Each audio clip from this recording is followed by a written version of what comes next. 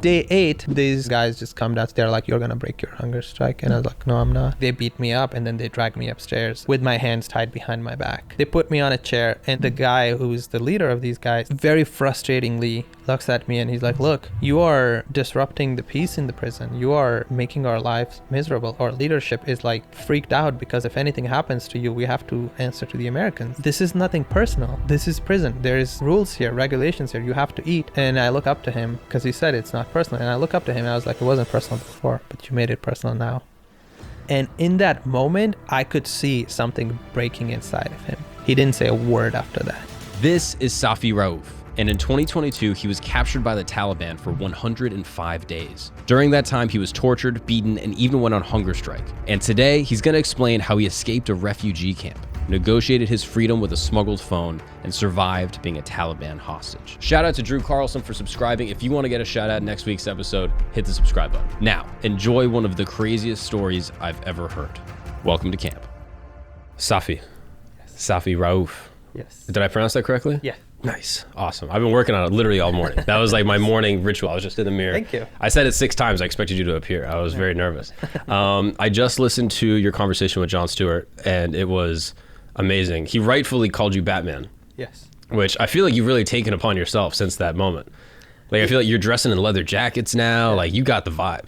It's actually really funny. I have this ID badge from 2019. So when pandemic happened, I was part of the Navy component that was deployed to New York. And that operation was called Operation Gotham City. So really? I have this badge that says Operation Gotham City and says my name. And I was like, this is You were literally Batman before he called you Batman. I mean, that is awesome. I don't know how he knew. I know. How he knew, yeah. People just know. They just look at you and they're it's like, it's the vibe, you know? 100%. So I'm really excited to talk. I have been thinking about this for a long time, and I've just been reading through your tweets, which are awesome. And I want to talk about, Human First Coalition and all of the work that you're doing and all of that. But I'm curious, we were just talking a little bit before about early life. Yeah. So could you tell me, I just want to start with where you grew up, where you were born, and the first 10 years of your life, what that looks like. Yeah, absolutely. So it's like everybody else's story, I don't think Kinda. so. I don't think so. I grew up in a suburb, okay? It's very different than your story. Yeah. So my family, my dad, initially, he was, 4 of his siblings were killed in a Russian airstrike in Afghanistan, which, again, very relevant. And then he was like, I can't just sit down and watch this. So he worked for a International Rescue Committee. Oh, really? He was doing activism type of work in Afghanistan. Yeah, in Afghanistan. And he wasn't for going and, killing a bunch of Russians or killing just anybody. So he started smuggling medicine for the freedom fighters that were fighting against the Russians at the time. And then one day he has this huge bag of medicine that he had just procured from his CIA connections, and he's standing waiting for the bus, and all of a sudden a bunch of Russians just surround him and they catch him with all that medicine, and they're like, who's this medicine for? He's like, these are not mine. And then he was taken to he was in jail for about 3.5 months before he paid off one of the guards, and he kind of snuck out. And then that day, and I mean, he was tortured and all kinds of horrible things were done to him. But then he escaped to Pakistan, and he was there for a year without my mom and siblings. Oh, wow. And then a year later, he snuck back in and took my mom and my siblings, and they went and moved to a refugee camp in Pakistan. Oh, that's why. So you were alive at this point. You were just very young. No, and that's when I was born. I was born in the refugee camp. Oh, wow. I was born in the refugee camp, and then I kind of grew up. I have a lot of siblings. I have 10 siblings. Oh, cool. And I was sort of homeschooled through my initial formative years. Dude, maybe we are the same. I have 6 siblings, and I was also homeschooled. Nice. Basically the same thing. Yeah, honestly. Exactly. I don't see a difference. No, me neither. So you're in the refugee camp.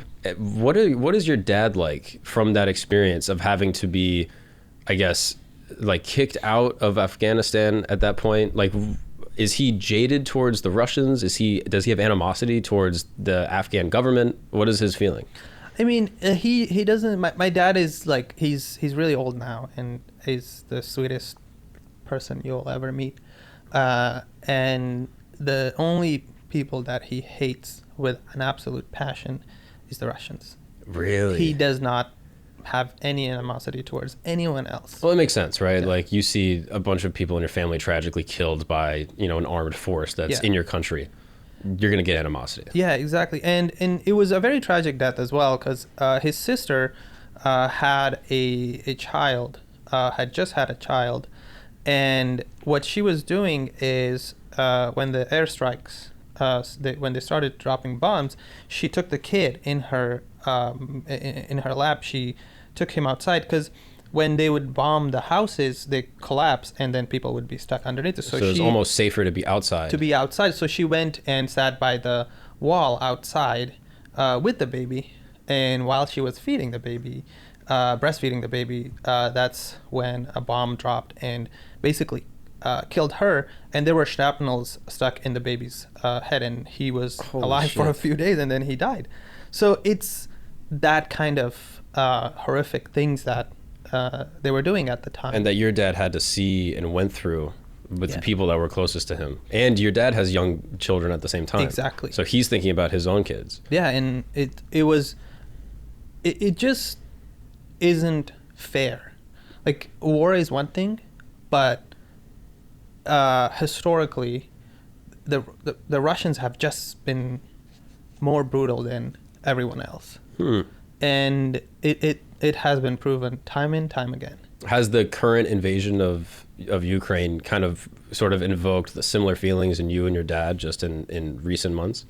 Yeah, I mean, it's kind of strange because at that time, sort of the Ukrainian military was also in Afghanistan at the time. Oh, they really? were part of the Russian army at the time. So it's sort of like a weird dynamic for my dad to see that the people who were invading Afghanistan are fighting against each other now. So right. So he was being oppressed by both sides, and now they're at war with each other. So it creates like probably a convoluted internal feeling of like, oh, this is reminding me of that thing, but also it's different because of, I guess, the geopolitical context.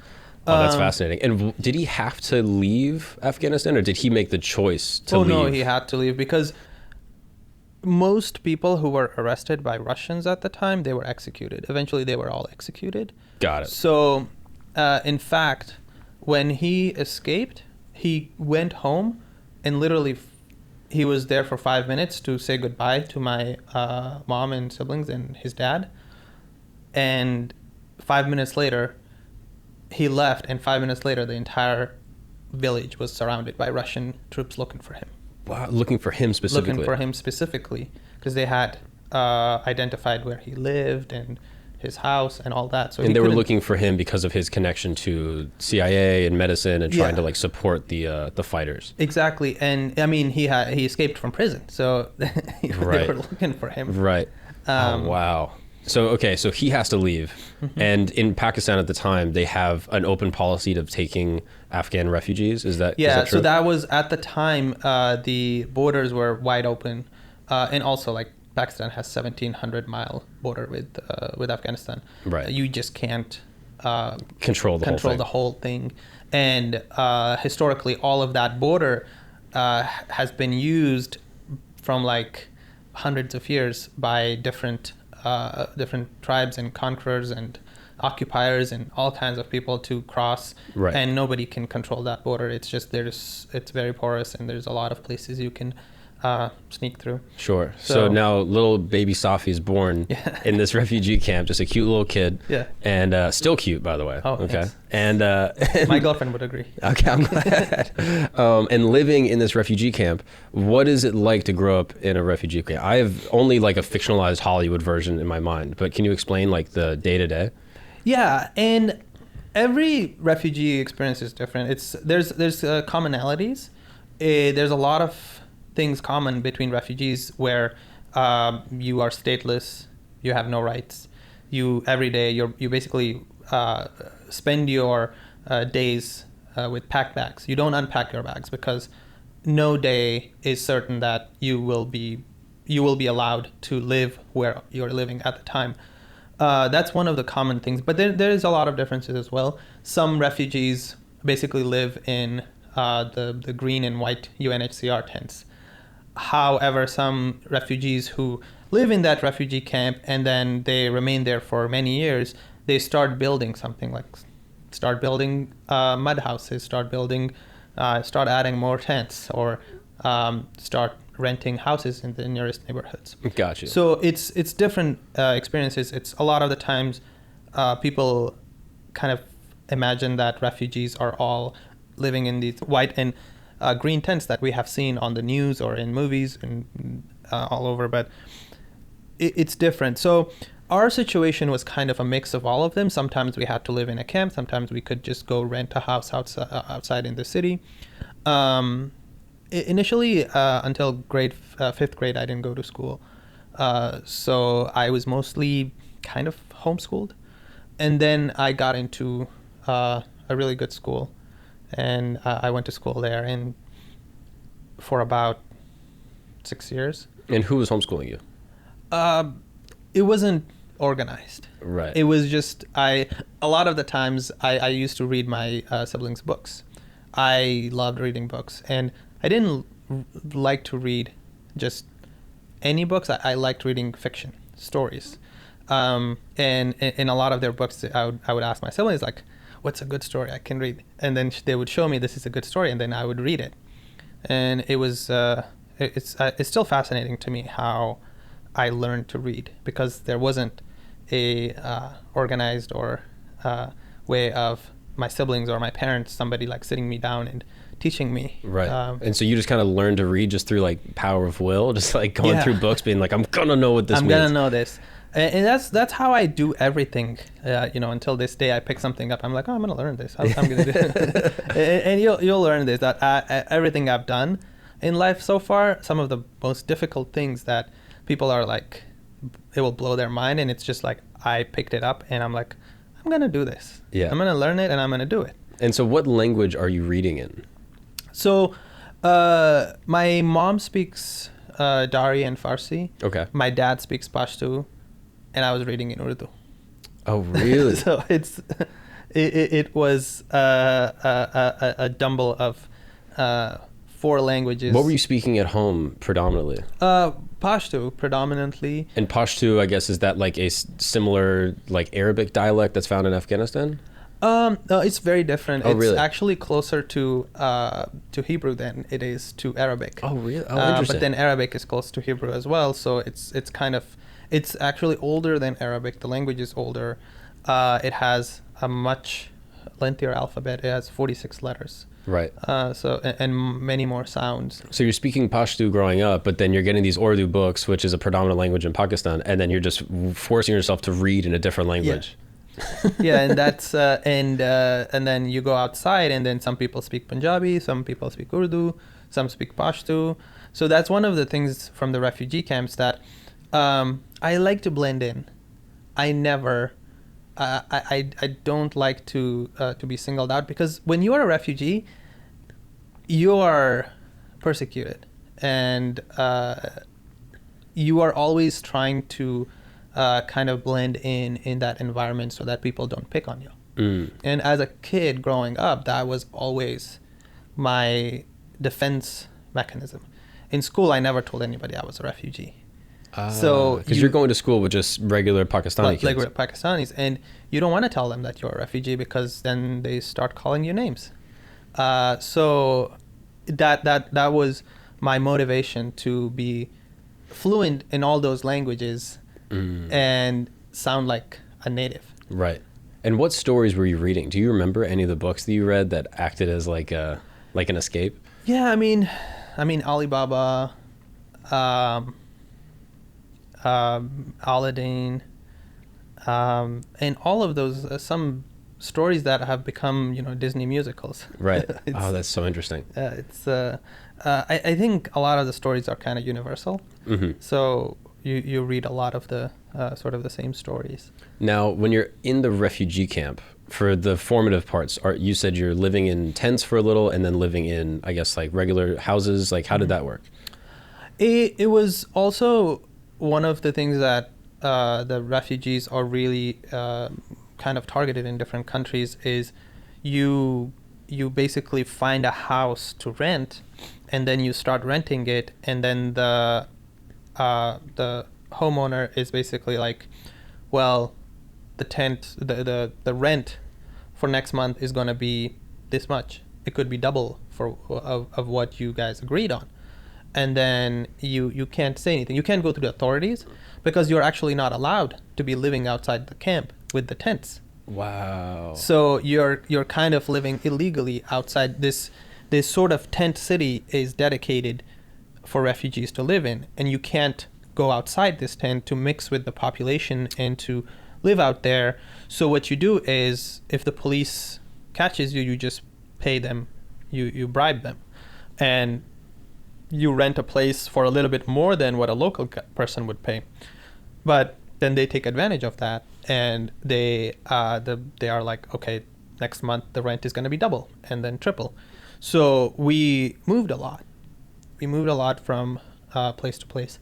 So a lot of the times, just if we found a place to rent, we would go live in that, or living in the tent city, or living in a mud house. So it was just a lot of different things. And even if we rented a house, it was always 2 bedrooms, and then 10 siblings. So what would the room look like if you have 10 siblings? Oh, you just all sleep on the floor next to each other, and it's just like a line of just people bodies laying on the floor. Yeah. That is wild. So you are bouncing around from all these different houses, but consistently at the same school, and it was a good school, and you were really focused on fitting in. Yeah, I was I was adamant about fitting in, and I watched a lot of Hollywood movies. Oh, really? So that's how I learned English. So when I came to the US, I once again could easily fit in, right? But it's the color doesn't help. You can pass for Latino though. You go to Texas, you are just a perfect Mexican, bro. Honestly. Yeah, but I mean, it's either good or really bad. Yeah, I guess depends on the neighborhood you're in. But I mean, did you watch a lot of Top Gun? Because you got like the leather jacket. Yeah, like, you got the vibe. I'm in the Navy Reserve, so it's kind of I have to represent. Yeah. So it's Top Gun. Obviously, I grew up wanting to be a pilot. Oh, really? A fighter cool. pilot. But when I came to the U.S., I just had a conversation one day with somebody, and I was like, yeah, I want to go and be a pilot and fly like jets and stuff. And they were like, are you kidding me? You're brown. Nobody's gonna let you fly a $70 million plane. And so it's just like those things that I had to deal with, right, everywhere. Sure. So, okay, how do you go from like 6th grade, 7th grade Safi to then graduating from the school? And what is like teenage years in the refugee camp? Are you like getting into fights? Are people picking on you? Do you feel a need to like defend your family's honor? Like, how does that work? I had a lot of responsibilities. When I was 11, my parents left. My parents came to the U.S., and a lot of my older siblings, they had gone places for work, for getting married, and all different kinds of... I have a twin sister, and then I have a younger sister. So the 3 of us remained in Pakistan for 4 years.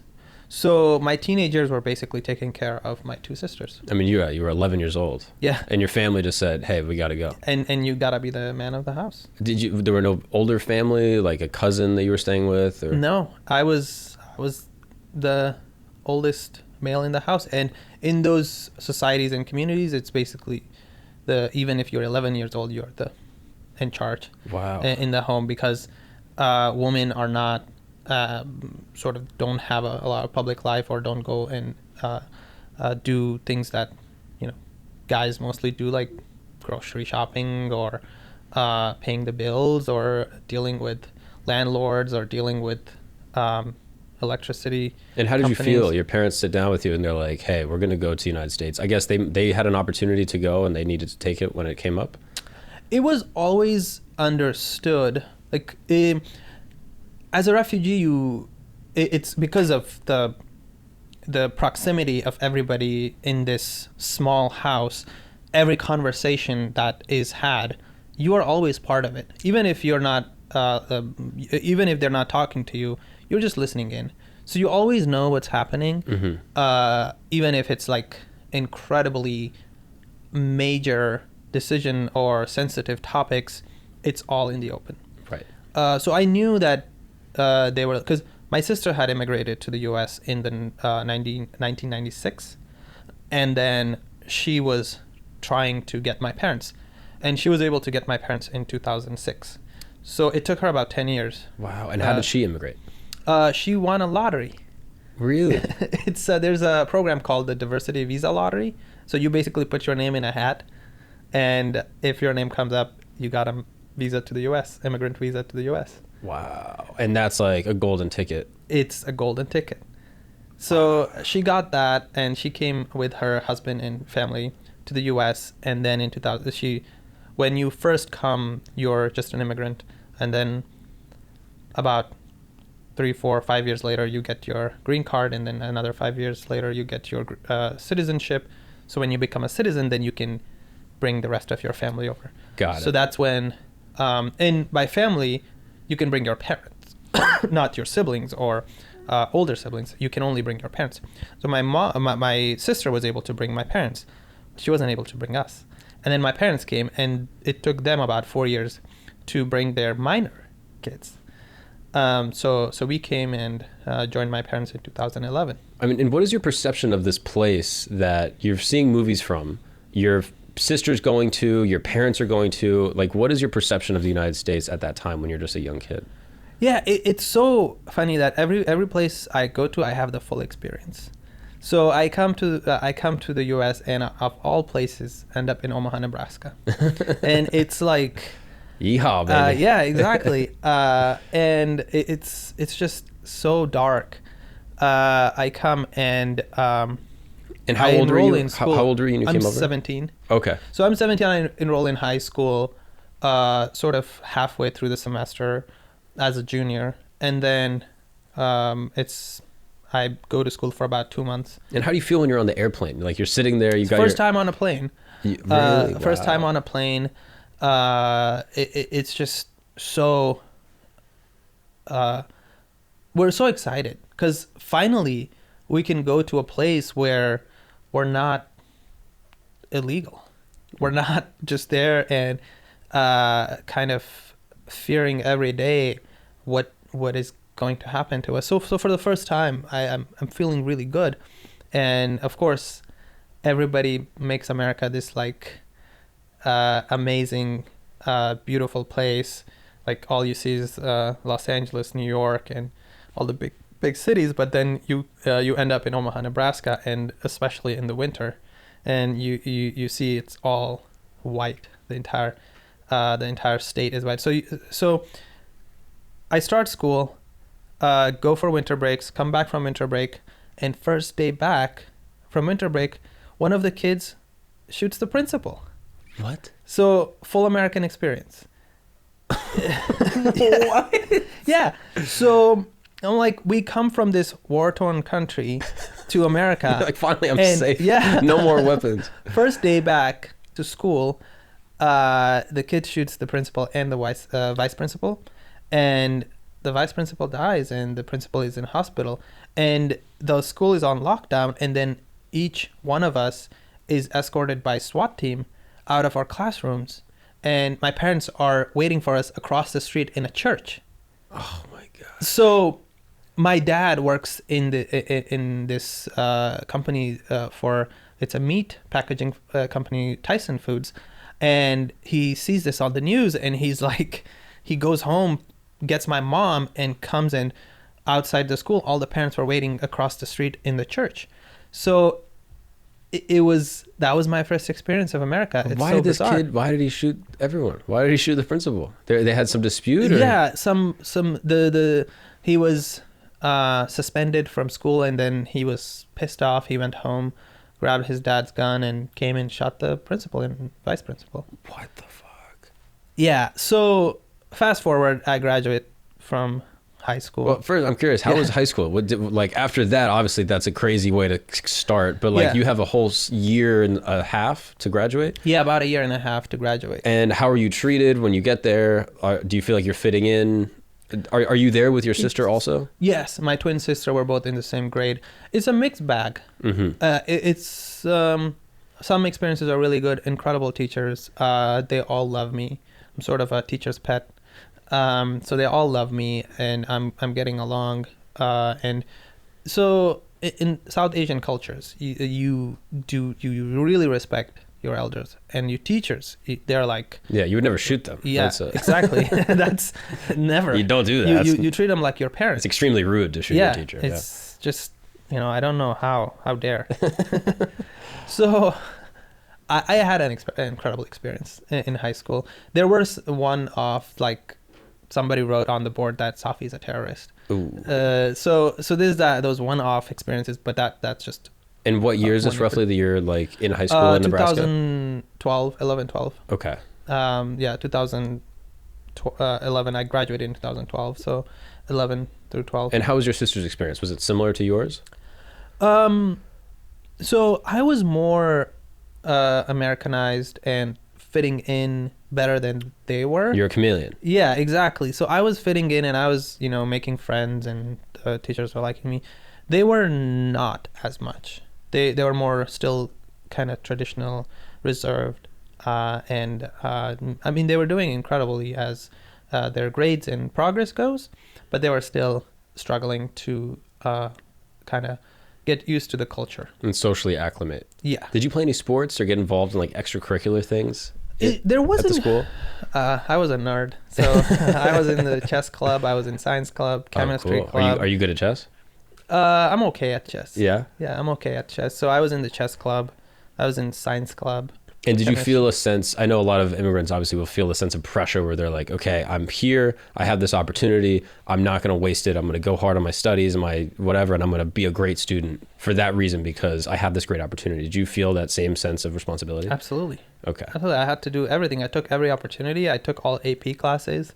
I worked my butt off. I had a job. And I remember I was in regular US history class, and the teacher saw me, and she's like, Safi, what are you doing in this class? This is way below your level. And she went to the counselor, and she basically told the counselor that I knew way more to be in a regular US history class, and she put me in an AP US history class. Oh, cool. So, and I mean, I had learned some US history, but not a lot, and AP US history was tough. Yeah. But that was the toughest class I had. Oh, wow. Because I learned English from Hollywood, so I kind of wrote like that as well and read like that as well. Funny. So it's not, I didn't like learn to read and write. So I was sort of doing the same thing. But then I had phenomenal teachers. They worked really hard. And just a side note, Dr. Biden was my English teacher in college. So really? a lot of credit goes to her in some of my writings. Oh, that's wild. And did you feel like your school in Pakistan like prepared you for this American high school, or was it your own personal studies that got you to the point where you were able to acclimate and excel in the school? It was a long journey. Yeah. It was a really long journey. I had to do a lot of learning, and I continue to do. Like it just happens. I kind of sometimes mix V's and W's.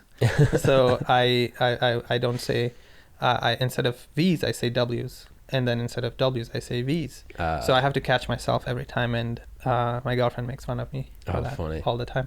And then I tell her I speak 6 languages. So boom, it's kind of like a sick burn. Yeah. But I still catch myself, and that's multilinguals. They always have to continue to work on their languages, because it's just so much vocabulary that I was about to say vocabulary. Vocabulary. So you go through this awesome transformation. So you go from this refugee camp in Pakistan, come to America, acclimate really well, get fit in, you're in all these clubs, academically performing really well, you're about to graduate. What is your mindset when you're graduating? Like, what are you thinking? Oh, I'm going to do this. Is the pilot dream still on the table? Like, what are you thinking? Yeah. So I got into really good schools. I got into U Chicago, and I got into MIT. Oh, really? Yeah, I got into really, really good schools. And what was that attributed? Did you just like kill the SAT? Like, obviously you're brilliant, but was it grades? Was it SAT? Was it your former refugee status that helped the story? Yeah, honestly, it was a mixture of everything. It's, if you have a platform and a story, if you use it the right way, you'll get into a lot of places. So it was a little bit of both. So I had the options to choose from any school I wanted to go to. Wow. And I didn't take any regular high school classes my senior year. All my classes were AP Physics, Chemistry, Calculus, and AP US History. So all these classes really excelled me. And then I did really well on the ACTs. But I think what helped me the most was also using my story and using my platform wisely. Wisely. That's so cool. So what school did you end up picking? I didn't go to school. Come on, Safi. This is the whole point, dude. You come here, you get all these offers, you go to MIT. So I come here and I see, and almost always I put other people ahead of me, and I see my parents and they're struggling, and they have sacrificed everything for us, and I decide to help them. So I take a job, and the job takes me back to Afghanistan with the US Special Operations. So and supporting my sisters through school. So I go back to Afghanistan, working with JSOC as a cultural advisor and linguist. What is JSOC? Joint Special Operations Command. Got it. So it's like your Navy SEALs and CAG and Rangers. And how do you get connected with that in the first place? So I wanted to, the pilot dream was still on board, and I was thinking going into the Air Force. And then I meet the recruiter, and the recruiter is like, you speak 6 languages. I want you to talk to this other guy. And so I talk to this other guy. He gives me tests, and I take the tests, and I ace 4 languages. 4 languages that are critical. Like, they are, like, they really, really need those. And I was uniquely qualified because these small teams, these small special operations teams that are some of the most elite U.S. military, they want to have people that if you embed with them, they don't want to have 4 additional people because they're so small, and they want to be small like that. They don't want to have 4 additional people just for languages while they could just have 1. It saves room on helicopters. It saves room on when they go far for missions. It saves room on, and also like there's not 4 people privy to their secrets. So potentially millions of dollars, and the health of the mission is dependent on whether it's 1 person or 5 people. Exactly. So I ace all these languages. I ace 4 languages in addition to English. So 5 languages that they can use me for. So I graduate on May 24th. I turn 18 on May 25th. I get my secret clearance on May 26th. Wow. And I get my clearance, and I don't know anything at this point. I just took tests, and they're like, okay, you're going to North Carolina. So. And how do you feel? Are you excited? On the one hand, you've been looking at this country through movies your whole life, and now all of a sudden you're working with the government and like a really valuable asset, and they probably make you feel special. How do you feel on the inside? What's up, guys? We're gonna take a break really quick because I need to tell you how you can access every single show available on Netflix. Here's the problem. Different Netflixes in different countries have different shows. That's right. I like to watch Brooklyn Nine-Nine. It's one of my favorite shows, but I can't watch it on Netflix in the United States. I got to go to a different streaming service. I got to get like 10 different streaming services just to watch the shows that I want. But I can use ExpressVPN servers, trick Netflix into thinking that I'm actually watching from a different country, and then I can access Brooklyn Nine-Nine. Easy. ExpressVPN is what I use when I'm trying to watch different shows from around the world and browse the internet securely. Here's the thing. In the United States, they're able to sell your data, but that's not the case everywhere. So when I go through ExpressVPN servers, all of my browsing is secure, and it's actually a safer way to use the internet. ExpressVPN has servers in 94 countries, and you can change your location to any one of those countries in the world. #1 rated by CNET, The Verge, all the tech websites. They are legit, and they're the one that we're rocking with. If you want to find out how you can get 3 months of ExpressVPN for free, that's right, free, $0, 3 months, go to expressvpn.com/gagnon. That's right, expressvpn.com/GAGNON, or click the link in the description below. It's the VPN that I use. It's the VPN that you should use. Now let's get back to the show. You know, if you've seen one of those, movies about secret agents where they don't tell you, and they just come and they tell you what you need to know at the time. So initially when I met them, they're like, okay, take this test. I take the test. They don't tell me what's going to happen after the test. So I take the test. Then they're like, okay, you did well on the test. Now you're going to fill these forms so you can get your clearance. And I fill the forms. It's like 40 pages long form that you basically pick your entire life, whatever, everything, everywhere you've been. I fill that, and they don't tell you what's going to happen next. And then they're like, okay, well, you're going to North Carolina. They don't tell you what's going to happen in North Carolina. You go to North Carolina, you end up in this base in the middle of nowhere, Fayetteville, North Carolina, Fort Bragg. That's where JSOC headquarters is. So I end up there, and even then, I don't know what I'm doing. Right, this is like your 3rd time on an airplane now? Yeah. Wow. Yeah, so I go there, and they don't tell you. You just take a bunch of interviews, a bunch of tests, a bunch of physical tests. They fit test you, and then they're like, okay, you're going to Afghanistan. And they don't tell you what you're doing in Afghanistan. So they put you on a plane. You end up in Afghanistan. You're in Bagram. What kind of plane do they put you on? Is it a regular airplane? Is it a military plane? So they put you on a regular commercial plane until Dubai. And then from Dubai, you take a defense contracted plane to the base. So you end up on Bagram. And then on Bagram... What are you wearing? What do you pack with you? They give you all of your gear. Okay. You get everything. Okay. So you get all your military gear. And then you go to Bagram, and there you end up on a small compound, and you don't even know what it is.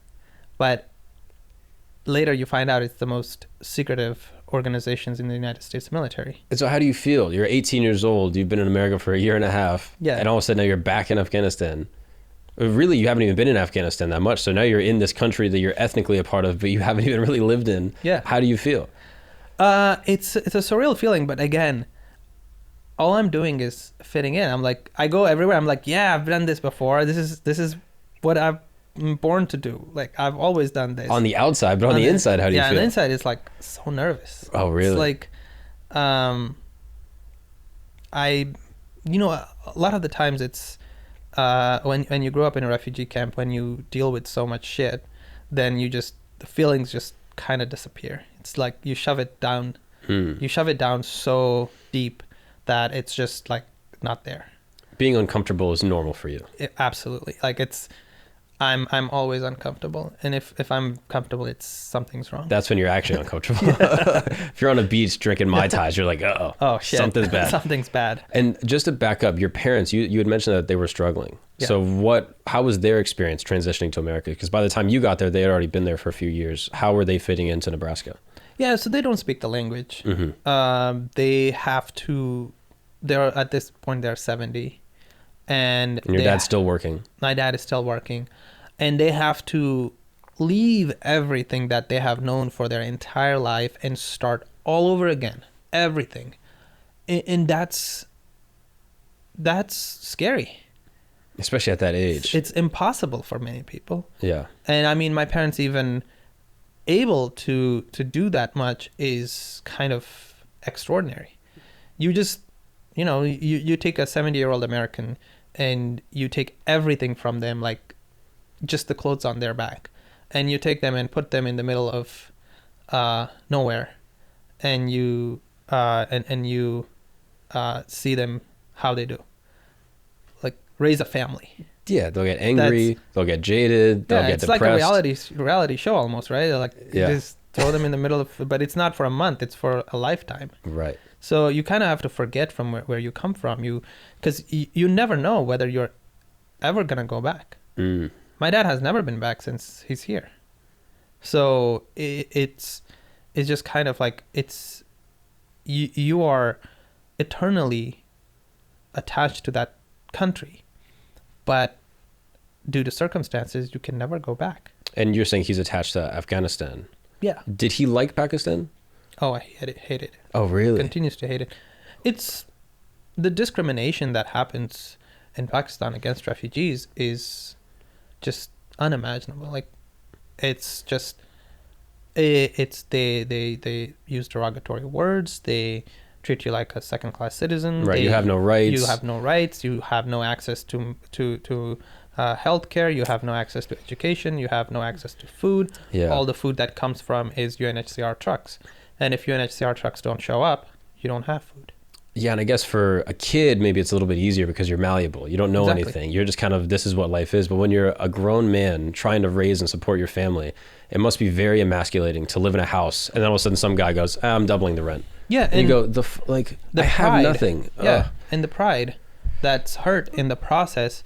I remember so many people like stole money from my dad just because.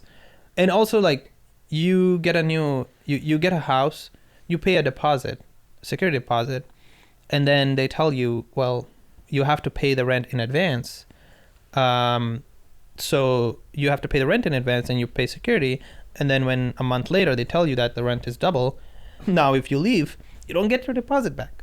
Yeah. So. Oh my God. Yeah, I remember so many people stole so much money from my dad and my family and just got away with it. Wow. And then not only did he have to restart his life when he goes to Pakistan and goes to the refugee camp, and that's not great. You're still, there's prejudice, everything like that. Then in your older age, you go to Nebraska, which now you're a citizen, you're legal, or not a citizen, but you're legal. Or at that point, they were citizens, right? Yeah, so my parents became citizens. Well, they were, when they initially came, they were permanent resident, right, which is pretty much you're legal and right, you can do everything.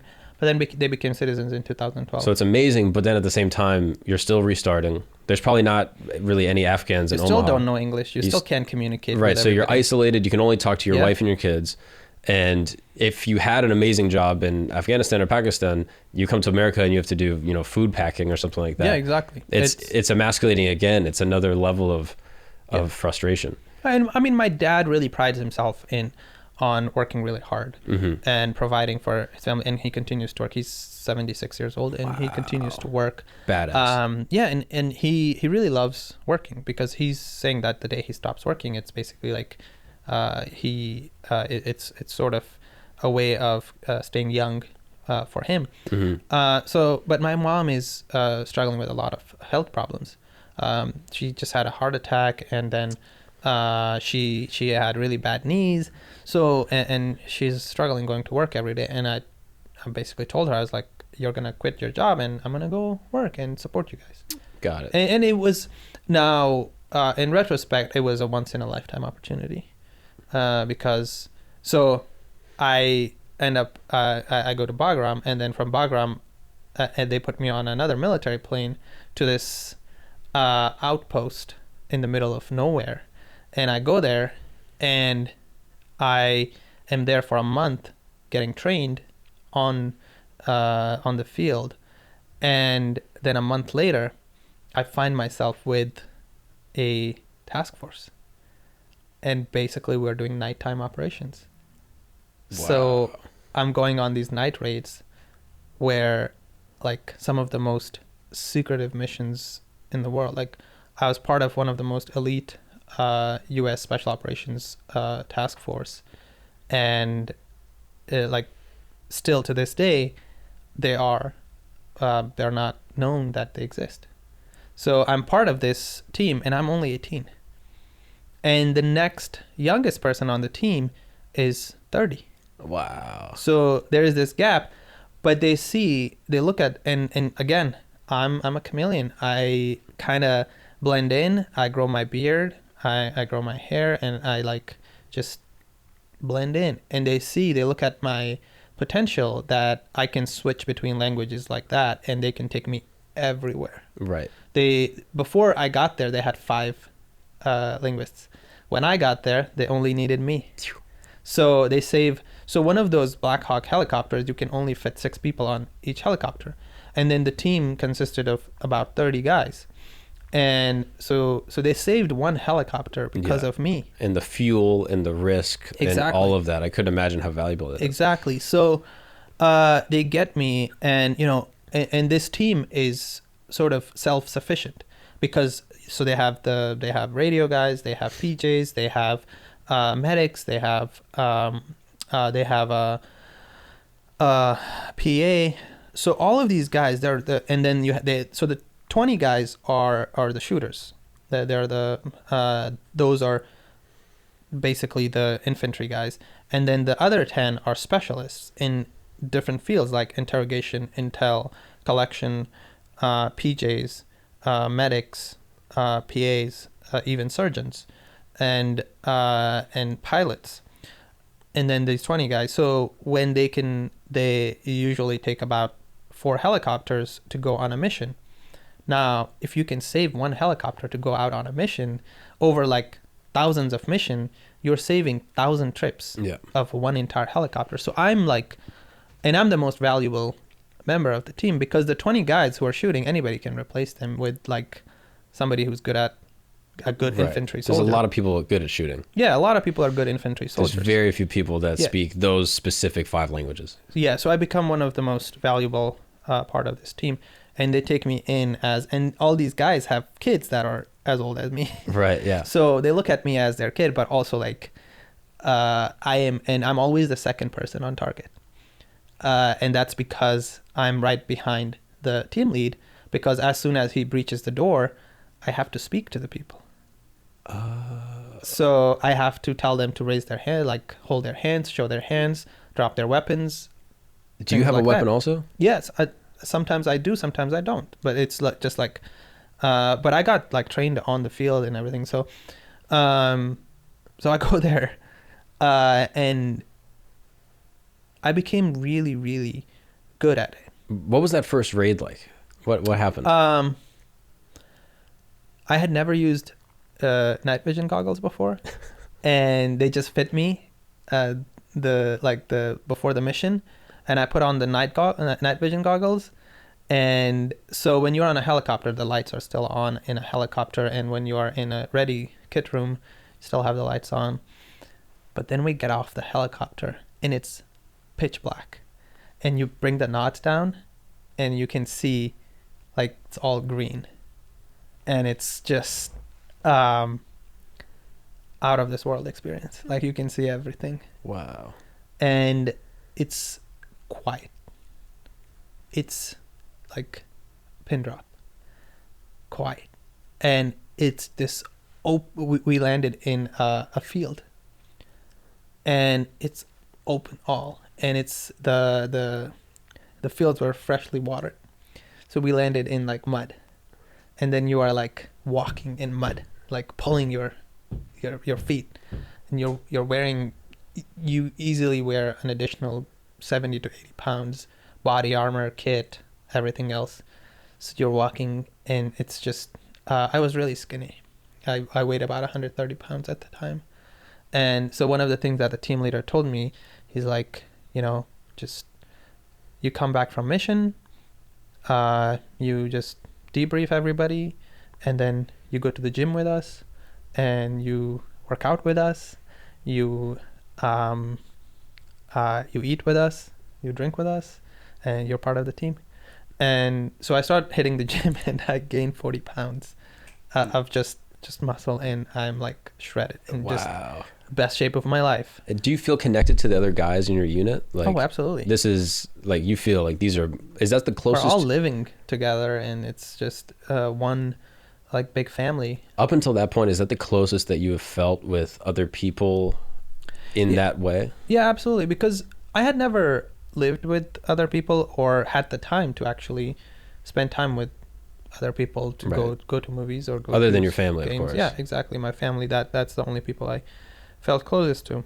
So, and initially I'm just like basically like just translating things, but they start giving me like more responsibilities. They train me with other things. They start training me with interrogation and intel.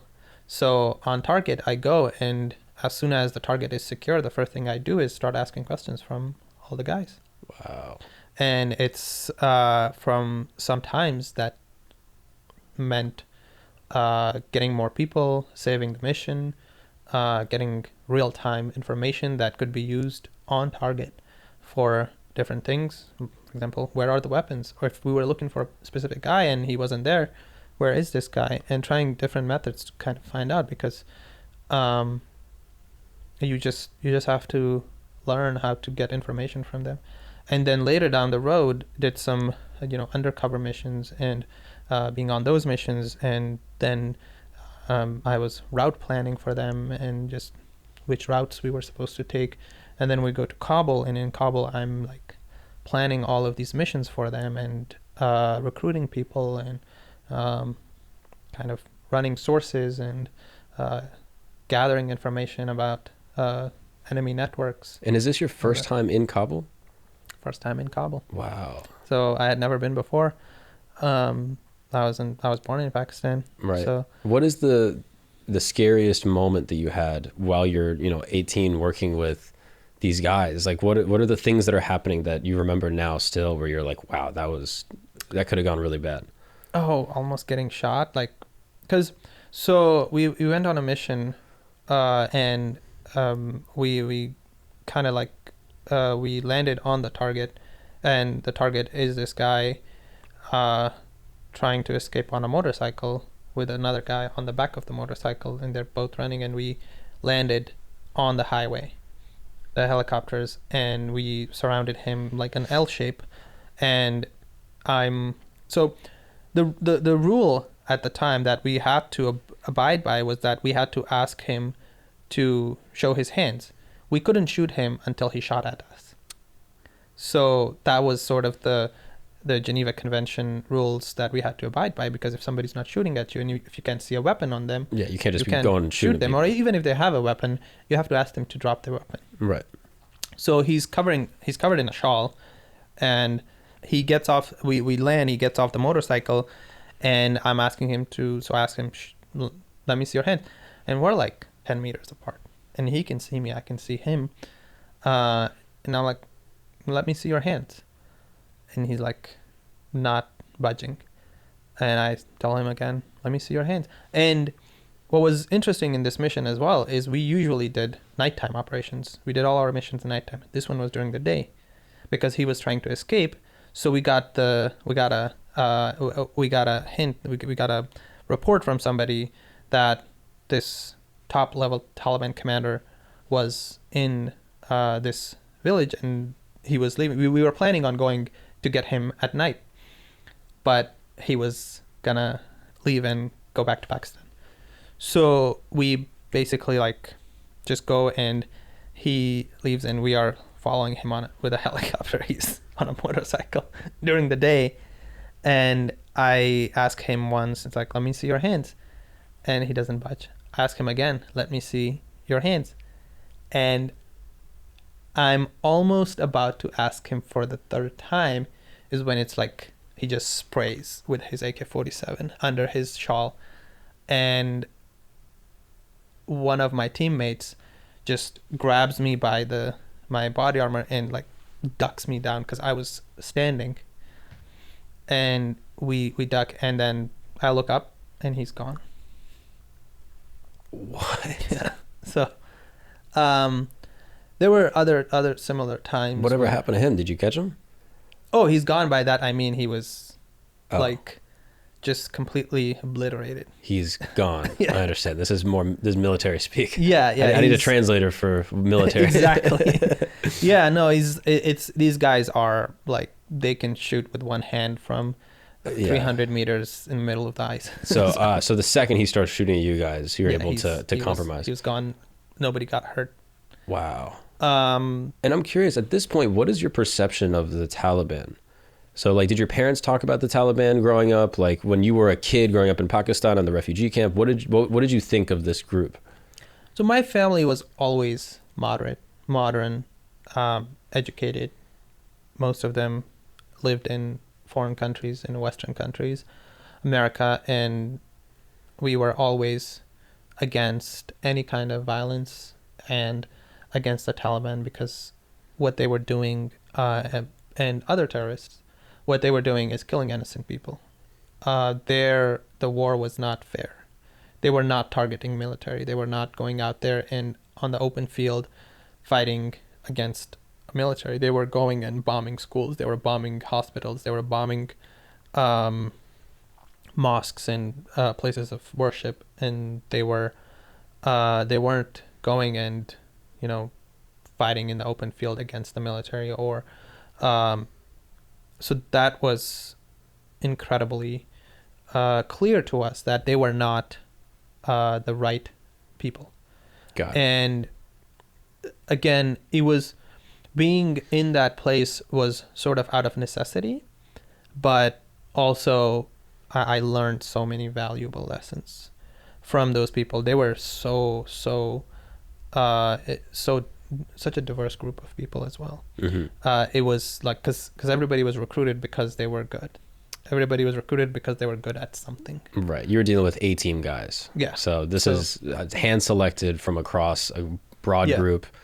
Were there other people in your similar situation in your unit, like former refugees or Afghans that were displaced? No, because all of the other guys that were working with them, some of them were local. So these were the local interpreters. And then when I got there, they won because for sensitivity of a lot of the missions that we were doing, and I had clearance. So I was able to basically become part of the team. Everyone else that had been with them before, it was sort of like when they needed them, they would just call them and grab them and take them. And then basically like they would come back and, get rid of them, release them. Mm-hmm. It wasn't part of the team or work. So, but I became part of the team, and for the next 4 years, I stayed with them and was part of thousands of very, sometimes really boring missions, but sometimes really interesting missions. Was that all 4 years, all in one deployment? You stayed there for 4 years straight, or did you come back to the U.S.? Sort of. I only came on leave for a month, Okay. and then, but I stayed there for the entire time. Wow. For all 4 years. And what was the most like rewarding or satisfying mission that you did in that 4-year run? Was there something that you did that you were like, wow, I'm really proud of this specifically? The stakes of this were really high. Yes. So this one specific mission that, it's still, and I had a huge part in it, and I actually did it with the Australian SAS. So what happened was this guard in Uruzgan, southern Afghanistan, had killed Australian soldiers. He was a guard for the Australians, and then he turned on the Australians and basically shot his counterparts. Wow. And when he shot them, he ran away and went to Pakistan. So he went to Pakistan, and 2 years later, he shows up in our AO, the area of operations, and we are there, and we get the information from our sources on the ground. We are in northern Afghanistan. The Australian SAS is in southern Afghanistan. So we call the Australian guys and we're like, hey, this guy, he's out here. And they send a team. They send their own Australian SAS team. It's about 7-8 guys, and they embed with our team. So we go on this mission to this house, and we surround this house. I go in with the team member. I start asking questions from all the homeowners. It's like, we're looking for this guy. Do you guys know anything about this guy? And everybody's like, no, we don't know. We don't know where he is. It's just they're confused. They're like, we don't know who this guy is. Nobody knows. Is the guy Afghan or is he Australian? He's Afghan. Okay. He's Afghan, but they had hired him to be a guard at their fob. Got it. And then he just turned in, shot those guys. So I'm asking these guys, it's, where is he? Nobody knows him actually. So I have to like kind of improvise and do things differently. So I go start talking to the children and I'm like, hey, oftentimes I would have, toys or candy or something. I'll give it to the kids to just bribe them a little bit. So I'm asking them, I was like, do you guys know of anybody who has recently, come from a foreign country somewhere? They're like, one kid is like, oh yeah, the guy in that house, he just came from Pakistan with, he only has like an older dad and a young sister, and there's no one else in the house. He just came from Pakistan. And that's when I was like, I tell the team, I was like, and whenever we found I was like, jackpot is in that house over there. And I asked the kid, is like, show me. So the kid shows me where the house is. So we go around the house. And at this time, it's kind of, because the helicopters came in, it took a little bit of time. So some of the houses had already woken up and that guy had already woken up. So it wasn't the element of surprise was gone at this point. Right. So we go in. Something we call CQB is when you go from room to room and clear each room. So we go into this house. I call everybody to come out of the house. Nobody does. So now what we have to do is clear each room one by one. So we clear the first room, second room. We go into the third room, and there's this guy on his knees, and he's holding his hands. He has his hands in the back. And so I yell at him and like, show me your hands. Show me I say the second time, show me your hands. And he like shows his hands, and just like Hollywood movies, he has a grenade in his hands. He takes out the pin from the grenade, and I'm like, landslide. So whenever there's like gonna be an explosion or something, that's or kind of cue for everybody to kind of like duck, cover, run, whatever. So I'm just like landslide, and everybody just covers for and like runs for their life. And the grenade explodes, and luckily nobody got hurt, but he dies, and he catches on fire, and he like basically burned. Whoa. And for whatever reason, it's like he completely like the entire place caught on fire. And then so there's a lot of funny things that happen on missions as well. So I wouldn't describe that's how you're gonna pivot. Yeah, but it was the funny thing that happened was the dog handler, because we have to send the dog now to see if there's any explosives. Okay. So we send the dog, and the dog goes, and he comes back with a guy's dick in his mouth. What? So I'm just like, what the fuck? This dog is insane. So later I asked the dog handler, I was like, why did he grab his dick? He's like, well, the dogs are trained that anything that moves, they grab onto. So he's like, his dick might have been moving at the time, twitching or something. Fuck? And he like just ripped off his dick and came back with his dick. Got a bone. That is Yeah. crazy. Yeah. So And how did the Australian guys feel about the mission? Like, obviously they were so grateful to me. Like later when we went back to, because usually our missions lasted only like 2 hours, to maximum 2 hours. It's like go in, get the target, and come back. So we came back, we were in the chow hall eating, and they all came in like thanked me.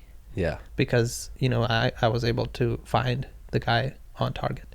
Wow. And that was my value to the team, because a lot of the times if we went to the wrong target, the only way we could find what the right target was to talk to the people. Right. So not only are you translating, you're also doing some investigation. And do you feel like they implicitly trust you more because you are ethnically Afghan? Like you're not some blue-eyed, Australian guy being like, "Oi, where's our mate? We got to find someone." Yeah. Like, do you think they see you and they go, "Oh, we can trust you. You speak our language. You look like us." Yeah, and I mean, it was kind of you have to relate to these people, and you just because they're scared as well. Like somebody came in the middle of the night and dragged you out of your house and was asking you questions, you would just be like, the fuck? Yeah, it's like some of these people were dazed. Yeah. Like it was just absolutely insane. And you're asking them questions. So you just have to be very empathetic and understand, because what I took my job as is not only because I was helping our military, but I was also trying to bridge the gap and build trust, and in the process save lives. Mm-hmm. Because if these soldiers go out there and they're angry and scared and just dragging these people that they can't speak to, can't relate to, are not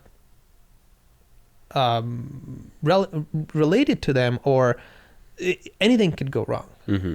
But when I'm in the middle, I go and I'm like, okay, let me talk to them. Like a lot of the times, one of the things that I was doing as well is kind of going out there and building trust, but at the same time, kind of giving the people some relief as well, because on that side, they also felt relieved when they saw somebody who could communicate between them and the white people. Yeah, of course. And did you ever feel like guilt at all during this process, that like you're meeting people and they don't want this war to be happening? Like you're empathizing and you're seeing the humanity in them in a different way. I think a lot of times, like, you know, a white English speaking infantry person won't have the same emotional connection to some of these people, not necessarily the bad guys, but some of the people that are innocent bystanders, like these kids that you're talking to. Yeah. Do you deal with the emotional burden of those conversations also? And how did you cope with that? Yeah, absolutely. It's a lot of the times you go there and you are also, because when the family comes out, they look like you. They're brown. They're same ethnicity, same. They speak the same language. Sometimes it's women. Sometimes it's children. Sometimes it's older women that look like your mom. Mm-hmm. Some women look like your sister. So it's just like that. But you have to justify it some way. Mm-hmm. And for me to be bringing all these people out of their safety of their homes was for a reason. And the reason was so that they don't have to be sacrificed in the crossfire. I'm saving these people's lives because when I call out and be like, hey, everybody come out of the house, we're not just storming the house and, you know, killing everybody in our path. We are looking for somebody, and our information is incredibly good. We don't act on sources that are shady, or we don't act on information that's just from a single source. We have to verify it from many different sources. We are employing all kinds of technology to make sure that we are going after the right people. Right. And when we go there, naturally, there are going to be women and children in the way. So my job is more to protect those people than, you know, harm all of them. And a lot of the times I didn't take a weapon. I went open-handed without a weapon and went and spoke to them just so that they're not scared of me. Sure. I mean, that is incredibly brave to so go walk up to a house without a weapon. Yeah, and just exactly. Like, let's just talk. Let's just use our words. And that's what what I'm grateful for to the team is as well, is they treated me like in that field, they gave me full authority. They treated me like the expert that was there to do that part of the job. Mm-hmm. And I had full authority there, and in the process I saved lives. And that's how I have to justify it. Right. Because those terrorists, they're cowards, and they hide behind women, they hide behind children, they hide in homes. So for me to go and basically be able to save those children means a lot to the mission and to myself. That being said, it's not that nobody that was innocent got killed. Like, there were innocent people that did get killed, but not as many as it would have if somebody like me was not there. Right. Kind of watching that part. Of course. But there's war is ugly, war is not fair, war is Yeah, it's an evil thing. yeah, it's the most evil that you can see, because it's just everything is fair and everybody is trying to protect themselves, and if you don't kill the enemy is going to kill you. I've heard people say that. I've heard people say, "Oh, war is hell," and then people say, "No, war is worse than hell, because in hell there's no innocent people, but in war there's innocent people." There's a lot of innocent people. In fact, the innocent people are the ones that are most vulnerable and easy to get in the way of getting killed. Like, yeah, we've been to targets where they were just hiding in the houses. We went to a target where we started like getting, because a lot of the women cover themselves a lot in that culture. So we are getting the children out of the compound, and children, woman. Behind the woman, somebody in woman's clothes and covered doesn't quite look right because of the build and the body and all of that, the height. It just doesn't look. And stop him and it's like, "What's your name?" And they're one of the terrorists trying to, blend in and escape as a woman. Wow. So things like that, they're cowards. They don't play fair. They try to shield themselves with children, women, and innocent elderly. So that was basically my job there. So at this point, you do this for 4 years and then you leave. Yeah, I come back to the US. What prompted you to leave? It was sort of the time. The team I was working with at the time, it got redeployed to Syria, and I was like, I think it's time for me to. My job is done. Yeah. So you come back to the States. At this point, you're sending money, I guess, back to your family. And yeah. So I paid my parents' house off. My mom quit her job. My sisters are graduated at the time. That's great. My sisters finished college. I come back and I enroll in college. I went to Georgetown, and then just peaceful. I also go into the Navy Reserves as a corpsman, which is a medic in the Navy. So I'm doing that and just going to school, just living the suburban life. How was that transition? Was it nice, or was it kind of anxiety inducing? I know you prefer discomfort, so I wonder, going from tight camaraderie with your best friends and your family basically overseas fighting to then going to a little college in a suburb. How does that feel? It was very difficult because you're at the peak of what you're doing. It's like at the top level. The highest stakes, the highest purpose, exactly. A lot of pride. Yeah, and you're working with the best of the best. And now you have to come back and start from zero. Because, one, you can't tell anybody what you did, and the skills are not transferable. So you have to start from zero. Right. Scratch. And so I applied to college, and I got into Georgetown. So I started pre-med. One thing, because before that I wanted to do engineering, but after this experience I came back and I was like, I want to go into medical, and I wanted to be a trauma surgeon. I wanted to be a field trauma surgeon with the military. Oh wow. So I wanted to go back into the Navy, and I saw a lot of guys on the in the field who were saving valuable lives on the ground, including treating the local population, treating our soldiers that were getting injured. So I wanted to go back and do that. So I went to pre-med at Georgetown University. Went there for 3 years. Graduated in 2021. Got into medical school at University of Nebraska, where my family lives still, in Omaha. So kind of wanted to be close to my family again. And then August of 2021, when I'm about to start my classes at University of Nebraska in Omaha, Afghanistan falls. And all of a sudden, all of the people that I had known on the ground that had worked for us, that had provided us with information, with intel, with sources, translators, people that were providing us food, supplying food, everything. Our cooks, janitors, guards, all of their lives are in danger. They all started calling me. And I had built a reputation in Afghanistan. They used to call me the shadow governor of Kabul. The shadow governor. Yeah, so I knew everybody in the town, and I knew people all over Afghanistan. I had built these networks, and I could easily use all of them to save these people.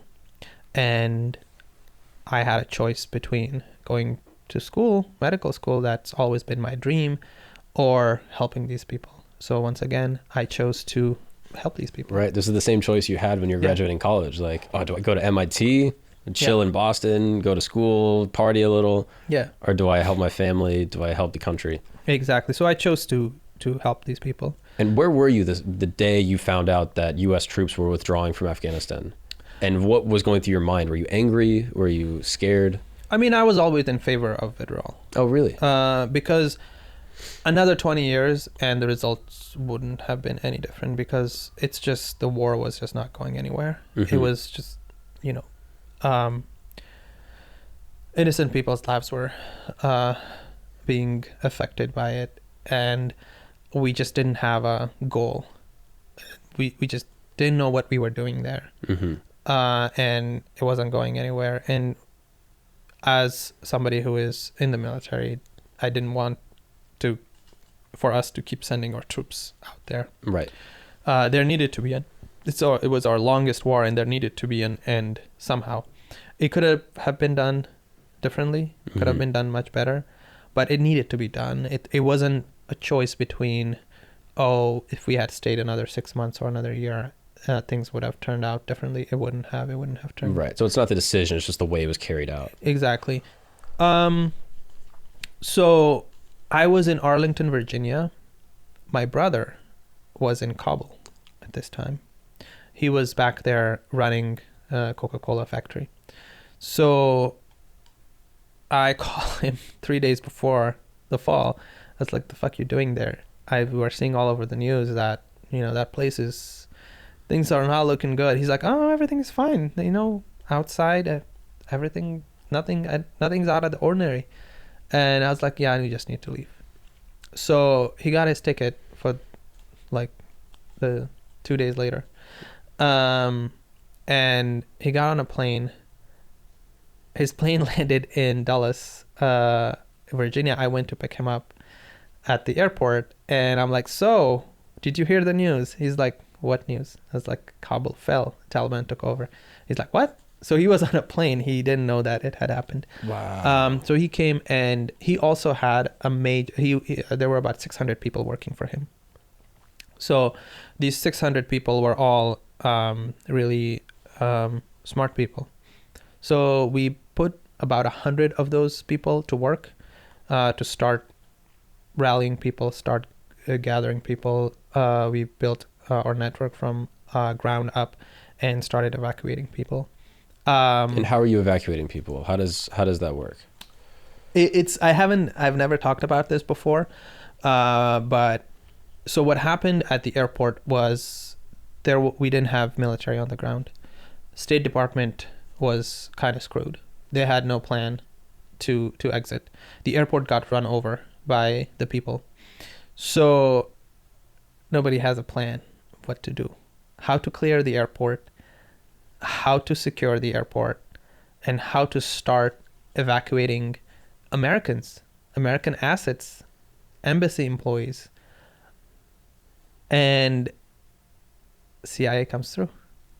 The only people who had assets on the ground is the CIA. CIA has 40,000 basically soldiers that they had trained over the last 20 years. And these are locals that work for CIA. They're called zero units. And so some of them are called zero units. And then there's one that's called KPF, the Host Protective Force. So CIA basically goes to the State Department. They're like, we can clear the airport for you. We can secure the airport for you. We can pull security. And we can run the airport for you. But when it's all done, the last people that are going to go out are all of these guys. There's 40,000 of them. Wow. So this is not known to anybody. So what happened is the CIA cleared the airport, and the airport is the only place that is in control of the Americans on the ground. Well, there's one other place, but people don't know about this. This is a CIA secret location called Eagle Base. So this place is also in control of US, but the CIA. So what I was doing is collecting people across Kabul and then taking all of these people to a pickup location, and then these zero units were coming with their trucks, putting all of these people on trucks. They were taking them to Eagle Base, and then from Eagle Base, helicopters were taking them from there to the airport. So airlifting them from Eagle Base to the airport. And you're doing this all remotely? I'm doing all of this remotely, but I have like 100 guys on the ground that are working and doing this. That you're basically commanding to say, hey, Yeah. keep everyone safe, keep them away from Taliban occupied territory. Yeah. You know, US base to US base to US base to airport. Yeah. Got it. So just between CIA, State Department, and a little bit of DOD that showed up later, we carried out this mission. And we were able to evacuate thousands of people during that time, a lot of them being US citizens. And you're seeing, I'm sure, on the news, the videos of people desperately hanging onto airplanes as they're taking off. Like this level of delusional desperation that is like tragic and heartbreaking to see. What is your feeling when you're seeing these videos, and what are you thinking? Yeah, so that was the very beginning, right? That's when the airport was run over by people. Just right? a free-for-all. Just free for all. And we didn't have enough military on the ground to clear the airport. Apaches were not able to do it because Apaches were doing really low flyovers on the runway to clear the people off the runway. People were just on the runway. They were not leaving until the CIA came with the zero units and cleared the runway. Right. And even then, we had about 25,000 people that had got onto the airport, both on the military and the civilian side of the airport. And these 25,000 people were now on the airport. Now, we had a choice to either start like kicking these 25,000 people off the airport, or to clear the airport, take them somewhere. So what the military did was started putting them on planes and getting them out. So they evacuated about 25,000 people that had just ran over the airport. And then they didn't come to the US. They were taken to Doha, they were taken to Abu Dhabi, they were taken to Germany, they were taken to Kuwait, all of these places where we have bases, they were taken there, and they all went through vetting, and they all were vetted and screened and all that. Right, so got documentation and then went to a refugee camp in one of those countries. Yeah, absolutely.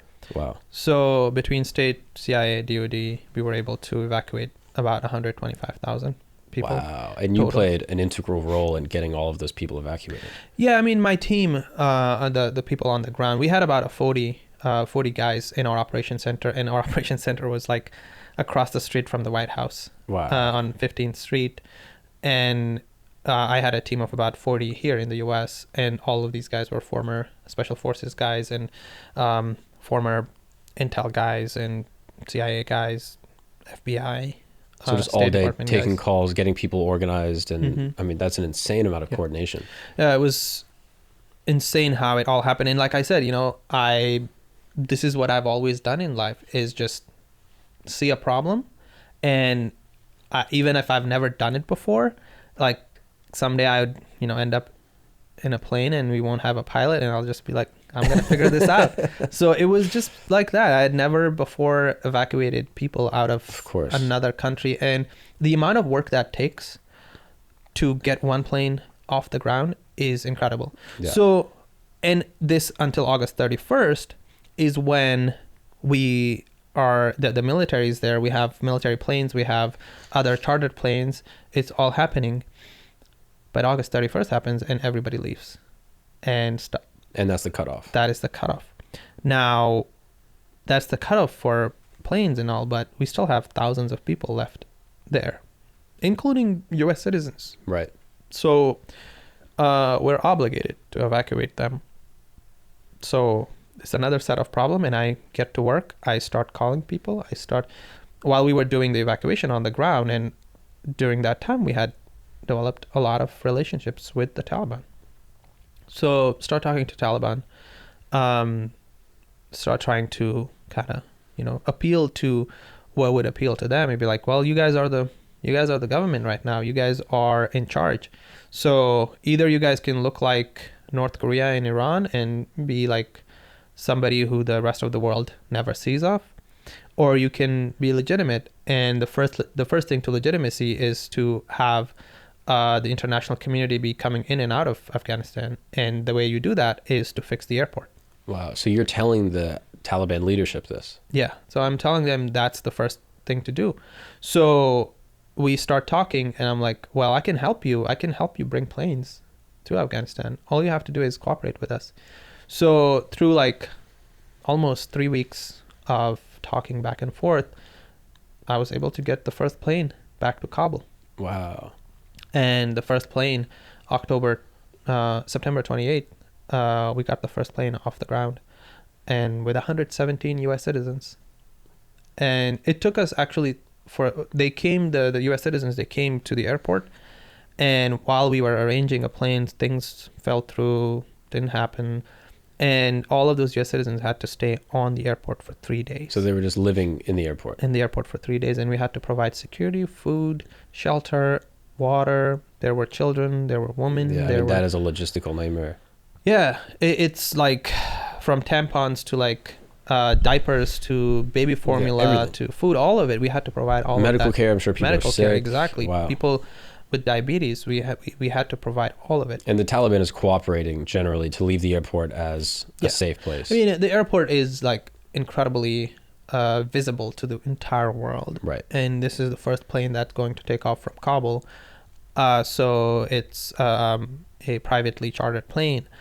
So they have to, give a good face to the rest of the.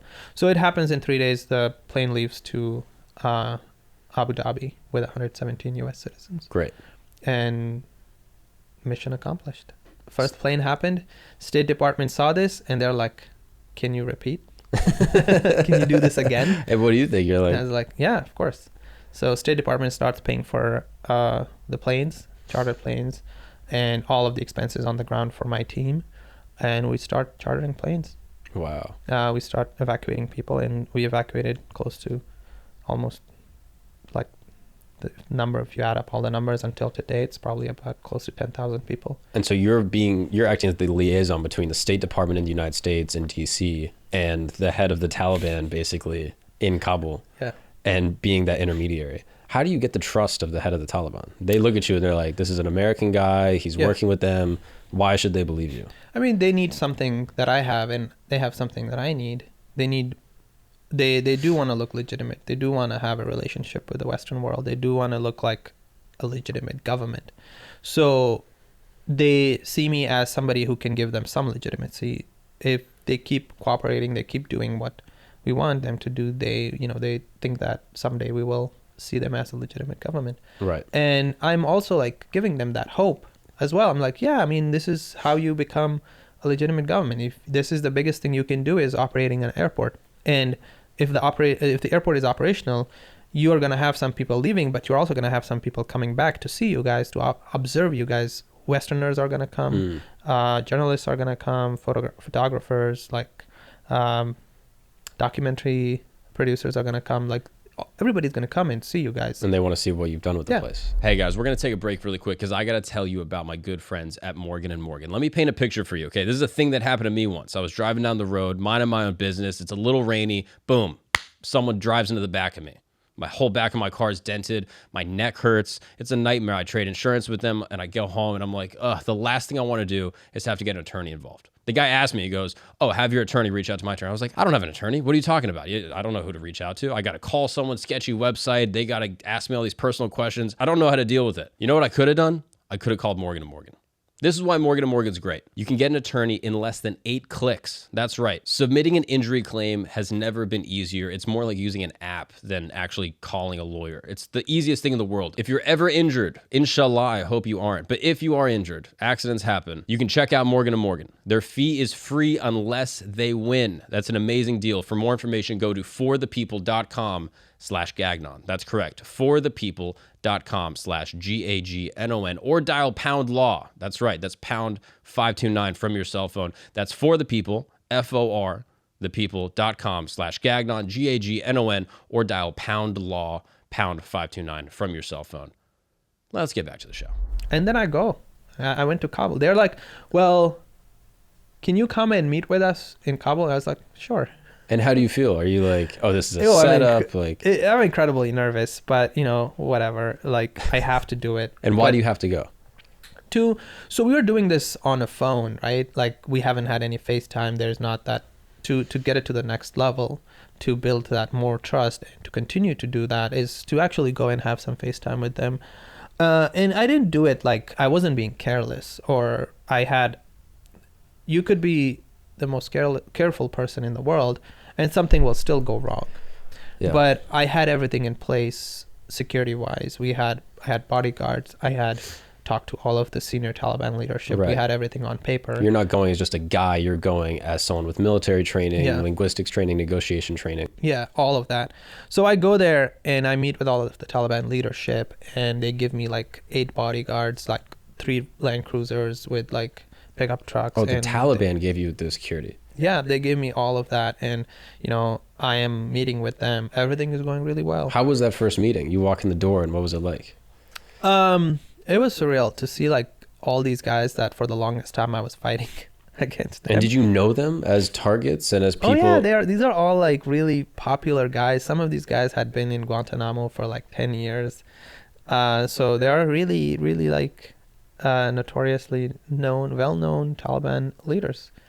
So you walk in the room and you're like, there's you, I know you, and you shake their hands, and they probably know you too. Yeah, I mean, they don't exactly know me because I was sort of a mystery. Mm-hmm. I've recently, like after all of that, I became sort of public about a lot of this after my captivity. Before that, I was sort of a mystery because I was able to get a lot of things done, but people didn't know who I was. Right. There was this mystery to me, and they all were trying to figure out who I was. Yeah. That first visit went really well. We got promises from Taliban that we could continue flights, we could continue to evacuate people. They were not going to harm anybody. They were going to give amnesty to all of the people that had fought against them or worked with the U.S. government. So it's all going well. I come back. I go and debrief the State Department about all of that. They're so excited and ecstatic.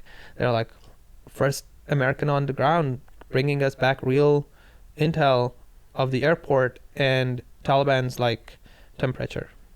So I do this, but at the same time I saw the situation on the ground. It was people didn't have anything to eat.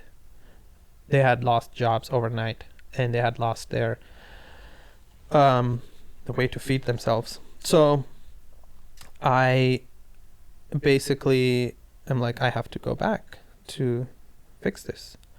So I come back, and then I go back in December to take a lot of humanitarian aid and bring more aid and bring kind of awareness to the problem that was on the ground. And everything is going well. Everything is fine. But the last day, the day I'm supposed to leave, people from the Directorate of Intelligence just come, and they're like, we have to talk to you about something. I was like, okay, I guess. We have everything official. We have all the permissions from minister level. We're not doing anything illegal, so this shouldn't be any problem. So I speak to them, and they're like, oh yeah, everything is fine. You guys are clear, but this is just a regular procedure that we are implementing, that all foreigners have to register with us at the headquarters. And initially I was like, I don't want to escalate.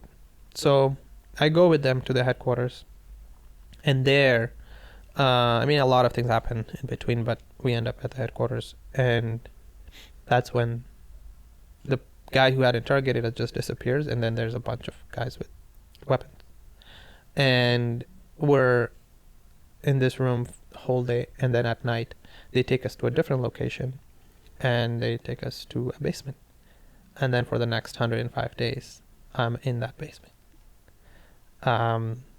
This basement is the most secure place in all of Afghanistan. It's in the middle of this giant garrison. There's like all of the military of the Taliban is surrounding this place, and we're in the basement of this place. And who's with you?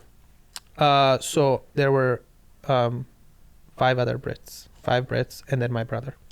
My brother is also with me. And why did your brother go with you when you went over there from the U.S.? We were doing different things across the world because we had operations going on in Tajikistan, in Uzbekistan, in Pakistan, in Afghanistan, in UAE, all over the world. And then different people were doing things in different things. My brother was in Pakistan at the time, taking care of people that we had in Pakistan. So he came to meet me in Kabul and sort of like figure some things out because we had to get to the next level. We continued to have to get to the next level, to elevate things, to do it faster, to do more, to have more effect, to have more humanitarian aid, more flights, more people evacuating. So for that reason, he came to Kabul. Wow. And I was going to leave Kabul, and then he was going to remain in Kabul to oversee everything. I leave, and so I'm in this basement initially for the first 5-6 days. I'm by myself in a single what does room. the basement look like? It's like a dark room. There's one light in that's on 24/7 in the ceiling. It has like a small window at the very top that can see outside. And then the rest of the room is underground. It's a little damp. There's no blankets. Kind of cold. Yeah, very cold. It was the middle of winter. There's no heaters, no blankets, no mattresses, nothing. You're just on the floor. Then they gave us a blanket, and then I was just using that one blanket to cover and sleep on. But it's disgusting. It's dirty. Really, really dirty. Everyone in the same room? We were all in separate rooms. We were all kept in separate rooms. Wow. And the room is about 8 feet by 8 feet. Mm-hmm. So you can basically like you can stretch and sleep, but you can't do much more. And you couldn't even talk to anyone else. You're completely alone. Couldn't talk to anyone else. And alone. At what point did you know you were kidnapped? I mean, I think when they put us in that basement, we were basically like, shit, this is bad. And this was like a separate group within the Taliban that is their Directorate of Intelligence. Is there like, if you combine CIA and FBI together and made one organization that's sort of rogue, works outside the Taliban sort of authority and has a grip on all the leadership and has, dirt on everybody. So everybody's scared of them. Nobody can stand up to them. And they do whatever they want. And a lot of the foreigners that are being held are held by them. So there's multiple factions within the Taliban. It's not some type of monolith that is all operating as some united front. There's a rogue faction that's capturing people, and there's maybe a public-facing faction. Yeah. So the faction that you were speaking with when you were on the phone in DC, is that a different faction? That's a completely different faction, and they were doing their best to get me out of there, but then the intelligence is like, we have information against these guys and we're going to interrogate them. Oh, wow. So some of the Taliban were trying to get you out. Oh, yeah, absolutely. Wow. Yeah, absolutely. There's a lot of Taliban that are trying to get me out. So it was at that time. And then about 6-7 days later, the guy who was interrogating us comes back, asks us questions, and he's like, oh, everything is fine. You guys will be released in a couple of days. And then they also put us together. They bring my brother to my room. We're in that room. And then from time to time, other people would come stay with us. So in this room, sometimes we were 2, sometimes 3, sometimes 4. And then for the rest of the time, we were in that same room. It was just, a lot of the same things that I had learned. I had to apply a lot of that there and kind of befriend a lot of the guards, get help from them. Eventually, we had a guard. Day 17, we had a guard who smuggled a phone for us, and we got the smuggled phone, and that was the first time when we called our family. Our family didn't know where we were, if we were alive or dead, because nobody was talking to us. And that was the first time when we got information out to our family that we were here and stuck in, still, alive. Was it scary using the phone? How did you feel using this smuggled phone? I mean, we had that guard kind of watching over us and seeing what was happening. And why did he want to help you? It's kind of a long story, but so this new guy comes in, and we're like, he's kind of looks like he's really stressed or depressed or whatever you call it. And we're like, hey buddy, what's going on? Why are you like so I mean, we are inside, we're not leaving, but he comes to our room, and like we talk to all of them and kind of get a temperature of all of them and see who can be like manipulated. So this guy comes in, we're like, what's going on? He's like, oh, I went home to get married, and I asked my commander to give me some money because I need to go get married. And the commander basically said no, and then I left. But I went home, I couldn't get married because I don't have money. And I was like, oh, you need money to get married? It was like, well, we have a NGO, we help people, that's what we do, and we'll help you get married. But I was like, I could give you the address of my folks outside and you can go ask them for money, but they're not going to believe you. So what you can do is, if I call them myself and tell them to give you money, and then you can go pick up the money from them. And he's like, oh, okay. So I called my guys outside, and I was like, hey, this guy is going to come, give him this much money so he can get married, and also give him a phone. So wow, he brought the phone, and then used that phone to speak to the outside world. And your first call was to, who did you call?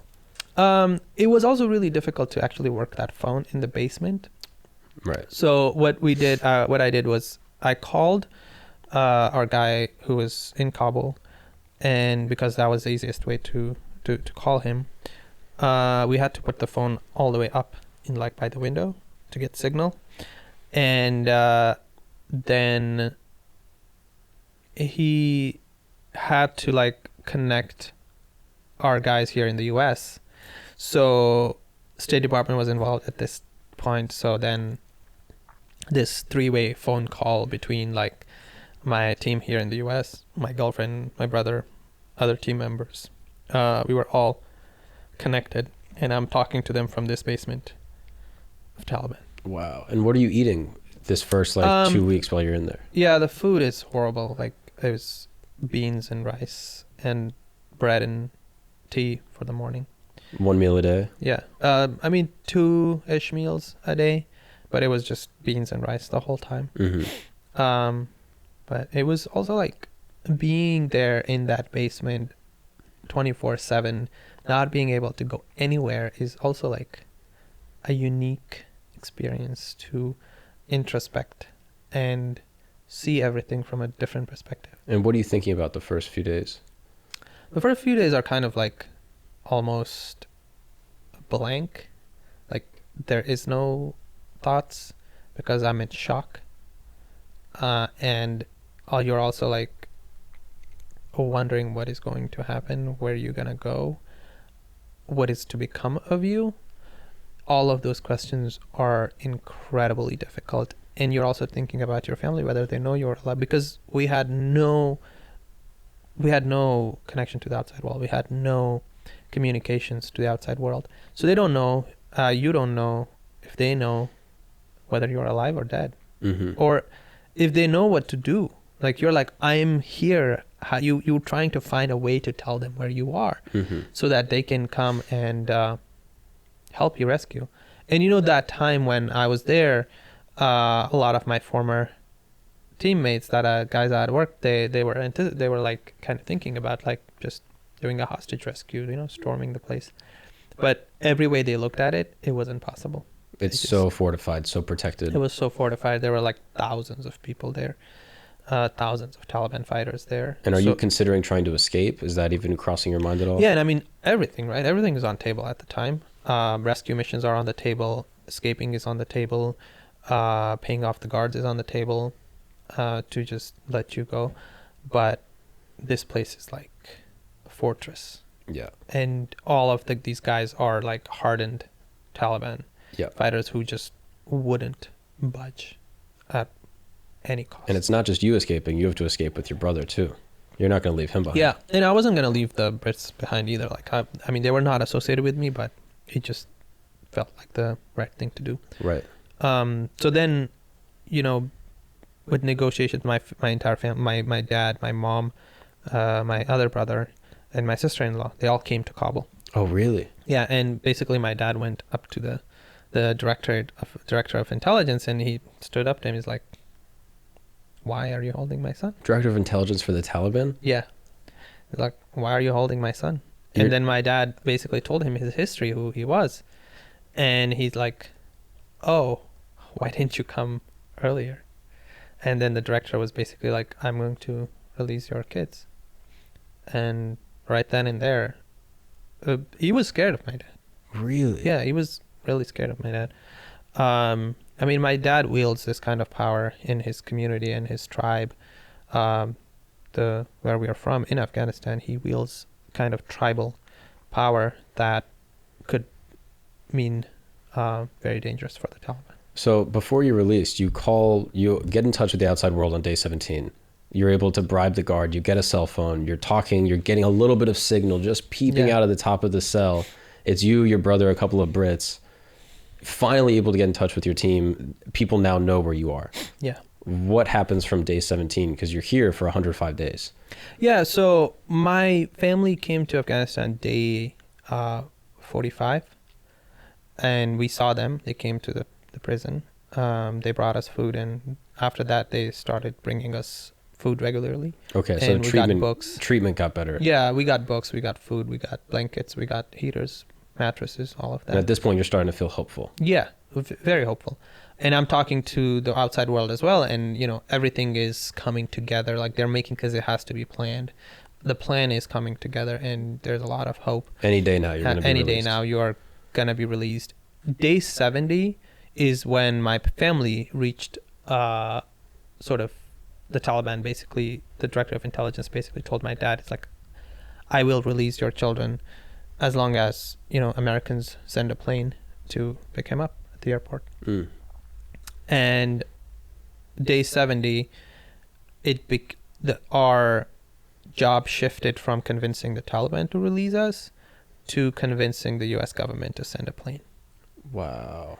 So day 70, everybody, my entire team in the US, my girlfriend, they all started like bombarding the government with like, what is it going to be?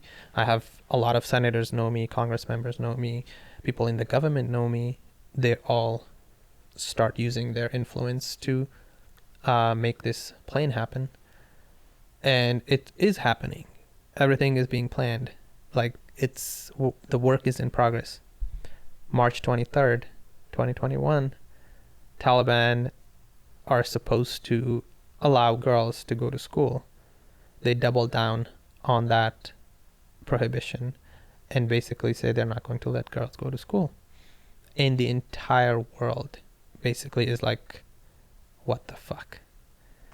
And at this point, like, the State Department was about to send a plane to come get me, and then they are like kind of tracking back on their promises. They're like, well, if we send a plane, it's going to look like we are talking to the Taliban, and it's going to look really bad to the rest of the world that we're kind of negotiating or talking or having diplomatic relationships with the Taliban. Because at this point, they've shown their face. They've shown, oh, we're not going to be this Western government. So everything that's happening, all of a sudden, it's all scratched. So. And how do you feel? You had all this hope, all these things were looking up. Yeah, and at this point, I had gone on hunger strikes like multiple times And What do you mean? so basically, like, when the Taliban invaded, I was like, I'm not eating this fucking food. So day 30ish, 35, I stopped eating, and I didn't eat for the next 10 days. And then my family came to Afghanistan to basically convince me to eat, and they brought food, and they were like, you're getting out. All you need to do is just eat, stay strong, don't lose your health, don't waste your health over this. And what are your thoughts on the hunger strike? What is the tactic here? Applying pressure. To be released? To be released, applying pressure, not, and also getting better treatment and better conditions down there in the basement. Not for just myself, but also everybody else. Right. Is anyone else hunger striking with you, or is it just you? So day 4, I was hunger striking. Me and my brother were hunger striking for 4 days. And then day 4, everybody saw that the Taliban kept coming every day and trying to like convince us that they were going to release us. We need to break our hunger strike. And then day 4, when they all see that, oh, it's working, they joined us. Wow. It's really funny. Day 8 is when the Brits were not hunger striking with us at this point. They were just like, nah, we're not going to do this. Because I guess they're not weak sauce, I guess. Brits are kind of weak. So day 8 is when these guys, like random guys, just come down. They're like, you're going to break your hunger strike. And I was like, no, I'm not. And we got into basically a fight. And they like hold me with like 9 people. And then more people come down, and there's like 15 people, like 9 holding me. And then the other 4 like wielding pipes and like just trying to like kind of break me. And the guy who's the leader of these guys, like, they dragged me upstairs. Like, they beat me up, and then they dragged me upstairs, and basically like prison style dragging me with my hands tied behind my back.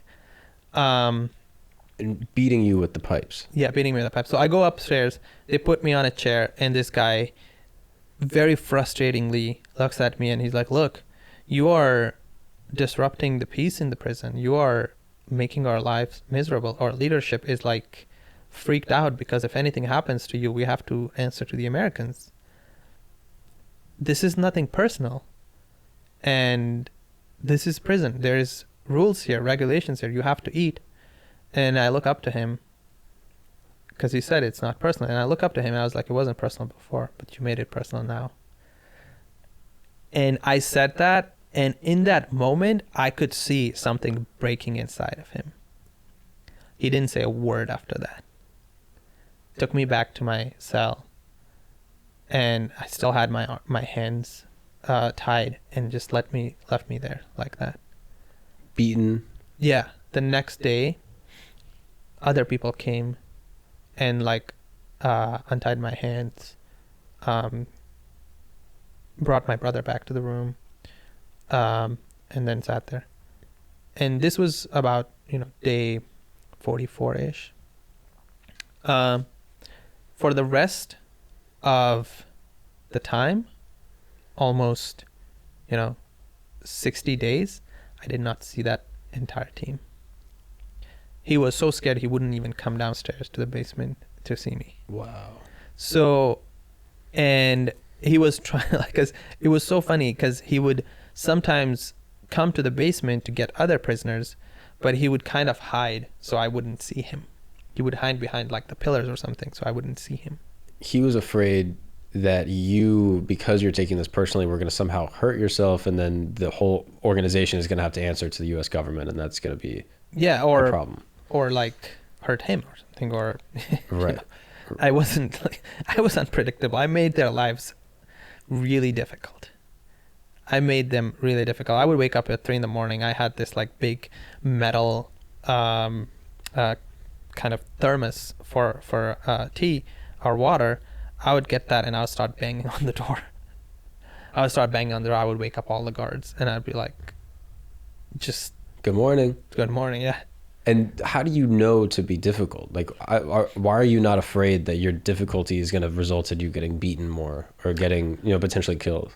I kind of realized that the Taliban were like not going to kill me.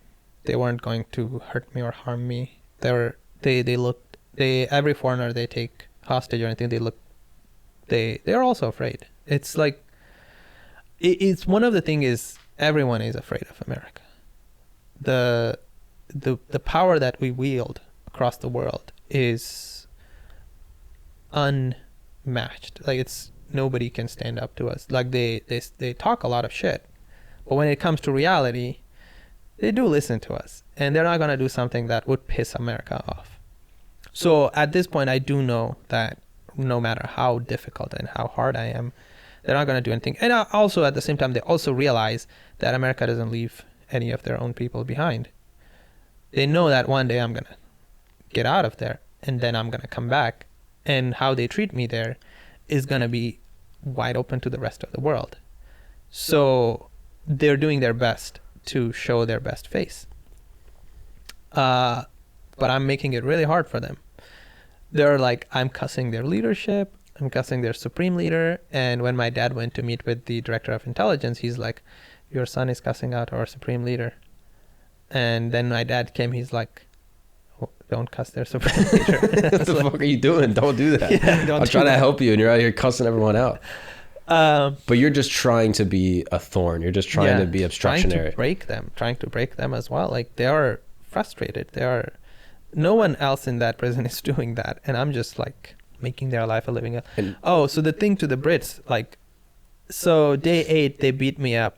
In the morning, before they beat me up, one of the British guy is super like ecstatic. He's like, Safi, I'm going to hunger strike with you as well. I'm starting this morning.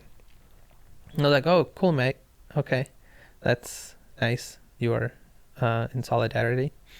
What happens? So he doesn't get breakfast, and then lunchtime comes around, and that's when right before lunch I get beaten up. So I come back from beating up, and I call up on him. I was like, hey mate, how you doing? Did you eat lunch? He's like, yeah, mate. And I was like, you said you were gonna hunger strike with me. He's like, bro, I'm ready to not eat food, but I don't want to get beaten up. So the second he sees you get beaten up, he's like, this whole hunger strike thing, I'd rather be not beaten up and fed than rather be hungry and beaten up. Yeah. So the next day, some very senior Taliban leadership comes, and actually the executive secretary for the director of intelligence comes down there and basically like begs us to eat, and he brings us everything we asked for. What kind of damage did you have from the pipes? I mean, it wasn't damage that's permanent, but it was like all my feet, they were all kind of scarred at the time, and had bruises all over my body, but it wasn't anything that was like permanent or like it didn't break me. Right. So you were not shaken by that at all? No, not even a little bit. Like, why? You just got your ass beat by the Taliban, like, yeah, and you're hungry, you haven't eaten in 3 days. Yeah. You're not even mentally. Yeah, I mean, you just, the resilience of that is that when you decide to do something, you just have to stick to it like 100%. You can't just kind of be committed, because if you're kind of committed, you're basically not committed. It doesn't mean anything. You have to go all the way or not go at all. And that was the philosophy as well. It's like, we're not going to do hunger, because we waited for 44 days, 35 days we waited, and we were like the best model prisoners. We didn't do anything, but day 35 we're like, this shit is not changing, we have to do something drastic. And then I told my brother as well, is you don't have to do this, but if once we do it, you can't break. Like, no matter what they do, the purpose of the hunger strike is to break them. Now, it's kind of a competition. You either break them or they break you. And 100% we broke them. Like, there's no question about that.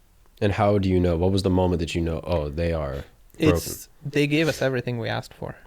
And when I told that guy that it's personal now, he knows. And I mean, he knows the culture and everything as well, is that until my death, I'm not going to forget his face. And it's gonna, it's not gonna go anywhere. One day we're gonna face each other and that's going to happen. That's not, and he knows that. So, and that guy was so broken after that. The director of that department came and apologized to me While you're in prison.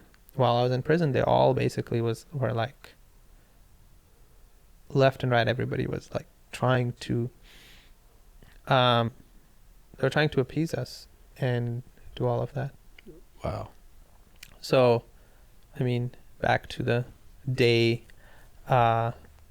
almost 7 days before we got released, March 23rd, my girlfriend really did a lot of, she became like the champion at this point. And she's American living in DC. She's from New York. She's a New Yorker. Yeah, that'll do it. Yeah. That'll do it. New Yorker, Jewish. Oh, yeah. So, I mean, that's the best. You can. Exactly, I'll take like- one Jew from New York against the whole Taliban. You know what I exactly. mean? It's Especially with a cell service and yeah, Wi-Fi. she's a power to reckon with. Yeah. So what is she doing in the U.S. and what are your parents doing? So at this point, March 20th, she's been talking to state the whole time. She actually spent a whole month in Dubai trying to figure out. And then the last minute, she went to Doha, to Qatar.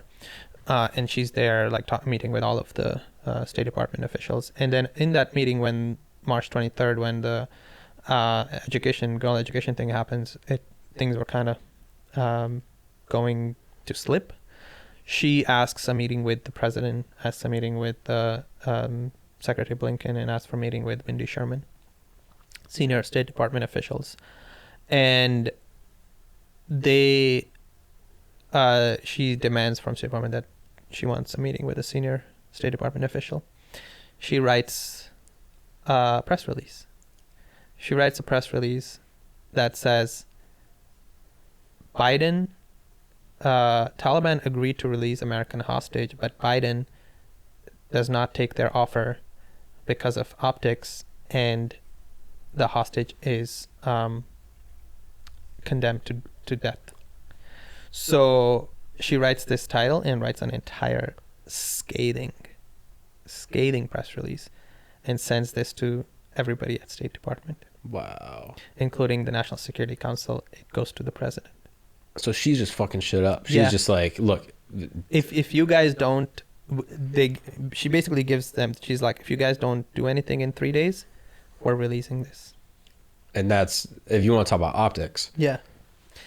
And so she just knows, like, so this is crazy. So you're applying pressure to the guards on the inside on the Taliban. Yeah. She's applying pressure to the U.S. government. Like, yo, let's get a plane over there. Like, who gives a fuck about the bureaucracy, the optics? Like, let's just get this guy home. So she does this, and she gets a meeting with Wendy Sherman, Assistant Secretary of State, and it's a 40-minute phone call. And, Assistant Secretary of State and my girlfriend is like 28 years old. So she's, all her life, she's been a diplomat and like old that lady she was basically the main negotiator during the Iran deal during Obama's time. So she's like been through fierce. It all. Yeah. And she's like, well, this little girl from a Broadway director, I'm going to just like in 2 minutes, it'll be over and I'll give her a run for her money. And they get on a phone call, and for 45 minutes, everything she says, my girlfriend has an answer. She's like, oh, we don't really like believe that the Taliban have a deal, and it's like the deals don't work like that. And then she's like, culturally, absolutely, that's a deal. Taliban are not going to give it to you on a piece of paper that we're going to release him. If they said it to his dad, looked into his eyes and said he's going to shook hands and told him he's going to release his dad, and this is the condition. Wendy Sherman keeps like trying to buffer time. Like, and you don't understand. Yeah, you're just a kid. Yeah, you direct musicals. Yeah, and we have like a transcript of the whole call. We have a video of the whole call is videoed. So you have the video? Yeah, video of the entire call, and it's crazy. By the end, my girlfriend asks, we want a meeting with the president, we want a meeting with the Secretary of State, and we want it within 3 days. We're going to release this press release unless we get a meeting with the president. And the dynamics at this point, it's so funny to actually listen to the phone call and see the dynamic change. Wendy Sherman is like, please don't release the press release, give us some time, we just need this much time, and please we're gonna do our best. And my girlfriend at this time is like, well, I can't promise that we're gonna release this, but I will talk to the rest of the team and we'll do what we can do, but this press release is going to get released in 3 days. And at this time we have like Jake Tapper on like speed dial, so they know that as well, that it's gonna go directly on Jake Tapper. We have all of this, all of it is ready to go out. Now, and in the press release, she has the line, "Oh, if we don't send a plane, he'll be condemned to death." Yeah, he'll be killed. At that point, was that an exaggeration, or was that? No, that was not an exaggeration, because not only from the Taliban side, but I was gonna be like, because when I heard on March 23rd that they were not going to come anymore, because I knew March 23rd was the date they were gonna send a plane, and then they didn't send a plane. I went on a hunger strike, and I was like, I'm not stopping my hunger strike until I see a plane here. I'm either going to die here or you're going to send a plane. And you were prepared to die? I was prepared to die. Not just because I wanted to make a point. It's just to make a point. I was ready to die. Because it was so infuriating as well, is the fact that they weren't going to come get me while I evacuated thousands of American citizens for them, like all irony. of the work. Literally, the reason I'm here is because I was saving American citizens, and now you just need to save one American citizen. Yeah. And I had saved their asses, like Biden's ass, because he like had a terrible evacuation, and then he had left American citizens behind. You guys look stupid. Yeah. I covered for you. Mm-hmm. I protected these people. I set all this stuff up. Yeah. And now I'm in here, and no one's gonna fight for me. What the fuck is that? Exactly. And I to make a point, and everybody knew this as well, that if they didn't come, I wasn't going to eat. And on top of that, they didn't even negotiate your release. Exactly. You negotiated your release. Your dad negotiated your release. Exactly. So are your parents still there? Are they in Kabul? No, they're in. No, they came back. They negotiate the release, and then how did they leave? They're able to. So they left before I got released. They went to Doha to basically tell the U.S. government, it's like, hey, we have a deal. We just came back from Kabul, and this is the deal. You guys need to go back. Right. So they came back. And then Wendy Sherman keeps like, it's like, please don't release its emails and all that. Right. It's like they keep sending emails. Tom West, who is the special envoy for Afghanistan, special presidential envoy to Afghanistan, is like sending emails like, please don't release the press release. And then it goes directly to Biden. And then Biden is like, send the plane. Oh, he's getting the press release. Yeah. So Biden gets the press release, and they talk to Biden. They all sit down and they're like, well, what are we going to do? So this piece of paper that your girlfriend wrote goes to the president of the United States. He looks at it, and within a minute, he's like, the fuck are we doing? Yeah. Send the plane. Wow. And also, like, because I said before, they know me too. Dr. Biden was my English teacher, so they know me. That part is crazy. Yeah. Do they connect the dots? Like... Yeah, they know me. So then they send a plane on, of all days. Like, they actually tell my girlfriend that they're gonna send the plane, and then my girlfriend texts me on this smuggled phone. I get a text. It says, "Uncle Joe said yes." That's literally the text. Uncle Joe said yes. And then on April 1st, the plane comes. I fly from Kabul to Doha. They send this massive C-17. And so what does that release look like? Like what? So you get the text, so you know you're going to get released. Yeah. So then what? And what are you feeling? What's your heart rate? Yeah. So actually right before that text, the senior interrogator comes in and he's like, oh, you guys are getting out. You haven't eaten at this point for how many days? Because I hadn't eaten for like about 2 days. And then they bring me food and they're like, you're getting released. And I was like, oh, yes. Then the day before the plane, like the day before April 1st, the senior interrogator comes in and he's like, oh, you guys, the plane is coming tomorrow. Because of operational security, State Department told that they were going to send the plane within because it was a Friday. So Friday is religious holiday. It's off. That was April 1st. And so my girlfriend and my family all thought that it's not going to be Friday. It's going to be Sunday. Their thing was that I was going to get released on Sunday. So that night when the senior interrogator comes in and he's like, you are getting released tomorrow. And I'm like, oh, wow, awesome. So when they leave, I get under the blanket and I call my girlfriend on the secret phone, and I'm like, the plane is coming tomorrow, we're getting released. She's like, oh my God, I'm not ready. She says, I'm not ready. She says, I'm not ready. This is such a typical girlfriend response, isn't it? Or it's like, I'm not ready to go yet. How dare you try to get out of captivity? I got stuff to do. I was like, oh shit, okay, I guess I'll stay here. Yeah, bad timing in on your prison. part. Bad timing. You need to go get like a mani and pedi and get all of that out of the way before I come in. Yeah, of course. You want to be presentable.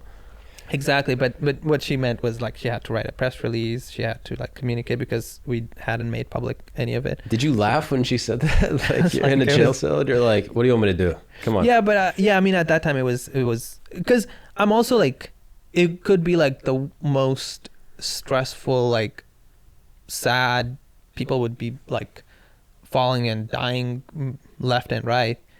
I'm still just like this. Like normal. It's not. Oh, really? I am so calm at everything. Mentally, you didn't break down at all. Physically? No, not at all. It was just. Even without eating basically anything for 3 months, hunger striking here and there. Yeah. Physically, you felt fine. I had lost a lot of weight, but never felt better. Wow. Are you doing anything to stay mentally sharp? Like sitting in a cell? Reading a lot of Harry Potter. Really? I read the Harry Potter series in prison for the first time.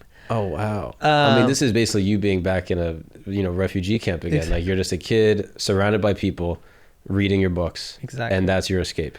Yeah. And it's just like... That is a beautiful circle. A lot of people who go like really crazy in prison is because of they just mentally like they go nuts. Yeah. The guy next to us in our cell, the British guy, went nuts. What do you mean? He was going insane every day. Like what was he doing? Breaking mentally. Just completely breaking, crying. Screaming, crying. Crying, and like just he's like, I'm gonna kill myself. It's like just suicidal. And were the guards harder on him because they saw weakness? No. They were just they knew they had him. Yeah.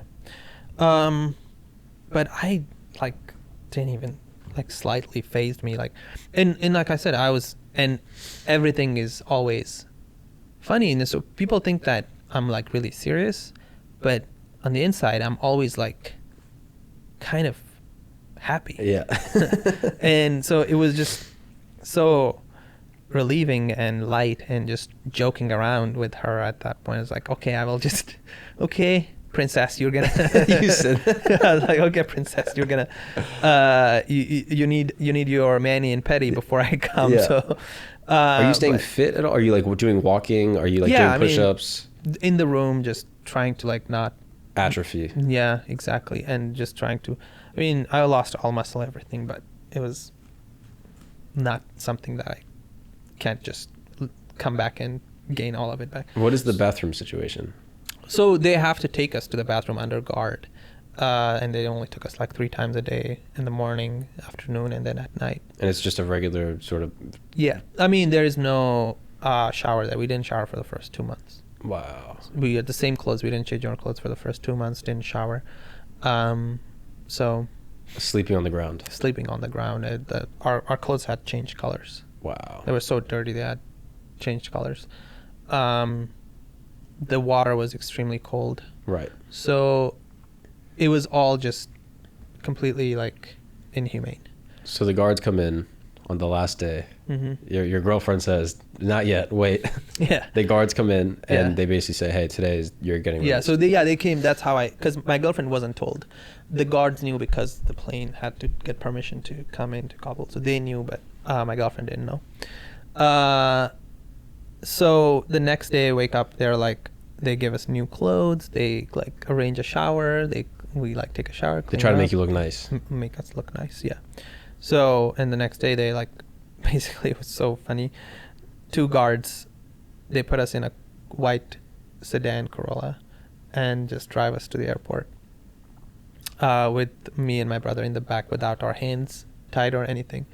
What's ironic is as they were going through the checkpoint at the airport, the guards take their weapons from them. So we go into the airport and we're like, well, there's two of us, there's two of you. Neither of us have weapons. We're not going back. Wow. So, and then we see like this convoy of like armored land cruisers, like at least 10, just pass by us, and it's like, oh, that's for us. And then they try to put like the Corolla in the middle of the convoy, and the convoy people are like, no, you can't get the Corolla. And the guards are like, we have the people that you came for, idiots. And then we get in the middle of the convoy, drive onto the tarmac, and there's like a giant C-17, just like bigger than life size, like C-17. Just look at it, and there's like, the airport is bustling with activity. There's so many people there, so many guards. Like the US had sent like 100 people to just get the two of us. Wow. Like security, diplomats, like everybody, the whole 9 yards. And so you go from 3 months underground, all of a sudden now you're in new clothes, you're showered, you're seeing life for the first time again. Is it bright? Like, how do you feel, like, physically, or do you just feel completely normal and unbroken? And so I go to the bottom of the plane and I shake hands with the guys. They gave me this toy, a deer, and I'm like, this is from your family. And I knew what that was. So in Harry Potter's Patronus, Harry Potter's Patronus is a deer. And it was sort of like, I used to tell my girlfriend that she was my Patronus. And so she sent that from Doha with the guys, and they gave me that. And so. And what did you feel like when you saw it? Like unbelievable, like emotional? Feeling emotional. And we just got on the plane and we got on the flight. And then a lot of the guys that had come to get me on the plane were the guys from my team. So back in the day, they were all from the same team. And then they had brought so much food on the plane just for us. They had a doctor on the plane. They checked us out on the plane, and then we landed, and again we went to the military hospital, did all the x-rays and images, everything, checked us medically, everything was fine. And wow. Then I got off the base and my girlfriend was waiting for me there. And so what happened when you see her? I get out of the truck and she's right there. She comes in, we just hug. And it's just like not a minute has passed. It's like I had just left for like a couple minutes and I was back. It was no different. So it's very, very... And when I got out, a lot of people had given her like worst case scenarios. It's like, he's going to be so broken and he's going to be like, you have to be very careful with him. You have to treat him like a broken piece of article, and you have to be really careful with him and give him time to heal. And I came back and I was like, so what are we doing? Really? And yeah, I jumped back right and left. Like I didn't miss a single day. Did you cry when you saw her? No, I actually don't cry. Like I have never cried in my like many years. You've never cried? I never cry. It's just a thing that I don't do. Even when I'm sad for like 5 minutes and then I'm like on to the next chapter. Wow. I mean, why waste time on stupid, unnecessary things that you can just do some of the best things in life. Wow. So what happens when you see her? Do you guys meet up? You're in Doha? Yeah. Do you just go back to a hotel? Do you go eat? What is like your first meal once you're out of captivity for 3 months? Yeah, so we go back to our hotel room. She had got like 2 hotel rooms for just one for me and her and one for my brother. So we go into the hotel room and I had a full beard. So we kind of like talk, and then it's like I was hungry. It's like, okay, let's go. So we went. It's in Doha, Souk Waqif. They were getting it ready for the World Cup. So there's a lot of constructions, but it's like really nice for walking. So we go get some food there, and then we go back to take the food back to the hotel room. We're up all night. We didn't sleep. Just talking? Just talking. We didn't sleep at all. The next day we had an appointment at the base with some other military folks. We go there, and then we do our meeting. We go shopping. We go shopping in Doha, and just didn't sleep for a long time. You didn't sleep? I didn't sleep for a long time. It's just so much to catch up on, like just talking. And I mean, I came back like as soon as I came back to the US, 4 days after I got to the US, I went to Canada to give a TED Talk. I saw that. So it was, I wrote the speech like the night before and just gave it the next day. So it was, I didn't like waste a minute on even like remembering how it was back to in work, prison, back to work and back to life. And I mean, I love everything about life, and it's just, I'm not going to waste a single minute of it. Did you ever lose hope while in captivity? Was there ever a moment where you were like, the darkness was overwhelming and you were like, I don't know how I'm going to get through this? No, it's just because the life I've lived, it's like I have so many people in my life, so many people who would absolutely do everything to make sure I'm safe, and everything that has happened in my life is always temporary. It's always changes, and that's one thing time always heals everything and changes situations, changes life. Like I was a refugee kid, and today I'm like on podcasts. And when did you see your parents? Actually, I didn't see my parents for a month. Why? Because overwhelming work, so much. I came back to DC because my parents live in Omaha. I came to DC, went to Canada for the podcast, came back from Canada, had so much things still needed to be done in terms of the organization. So I kept doing that. And also the 5 Brits that were still in captivity, I was, doubling down on getting them out. I went to London to meet with them.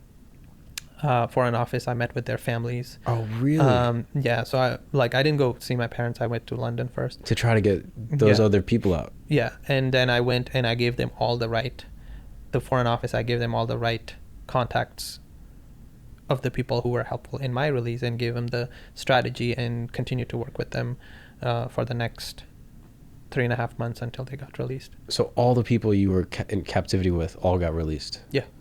They all got released, and I did a lot of work on that. And I didn't relax until I got all of them out. And what did they say to you when you were being released? You were leaving, and you look at them, and you have to say goodbye to them, right? Well, yeah, and I was like, I promise you guys, I made them a promise. I was like, I'm not going to sit until you are all out of here. And I was like, you guys are all getting out of here, and I'm going to make sure that you guys do. And the reason they were not getting out is because the Brits are fucking stupid. Their Foreign Office is so dumb.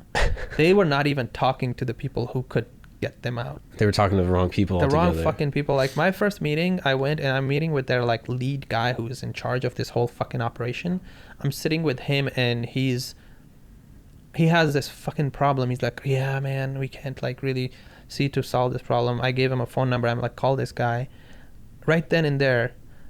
And he's like, oh, are you sure that's the right idea? That's a good idea? And I'm like, yeah, absolutely fucking sure that's a good idea. Yeah, I was this there, guy. Bro. You're not gonna trust me? Hello. So he leaves in the middle of the meeting, goes outside, calls, talks to the guy for 10 minutes. He comes back. The problem is solved. I'm like, fuck, how have you guys been doing? Where have you guys? You guys don't know what you guys. Yeah, it's been doing. 3 months. My girlfriend was able to get a press release to Biden. You guys can't. The whole country can't get people out. Yeah, and then my girlfriend also went to London with me, and she goes everywhere with me now because she's just. We're just a tie. We never separate. Yeah. We go everywhere together. And she's directing a reading right now, and I'm there every day. Just wow. Because we can't seem to be separate from each other. Wow. So. What did you tell the families when you saw them? Oh, my husband is in captivity. What do you tell someone like that? So, I mean, they saw me released. they see a lot of hope, and I was with their loved ones in prison, and I had letters from them as well. From some of them I had letters, so I gave them the letters, the family. And then I basically sat them down and I told him, look, this is not just going to happen. You have to make it happen.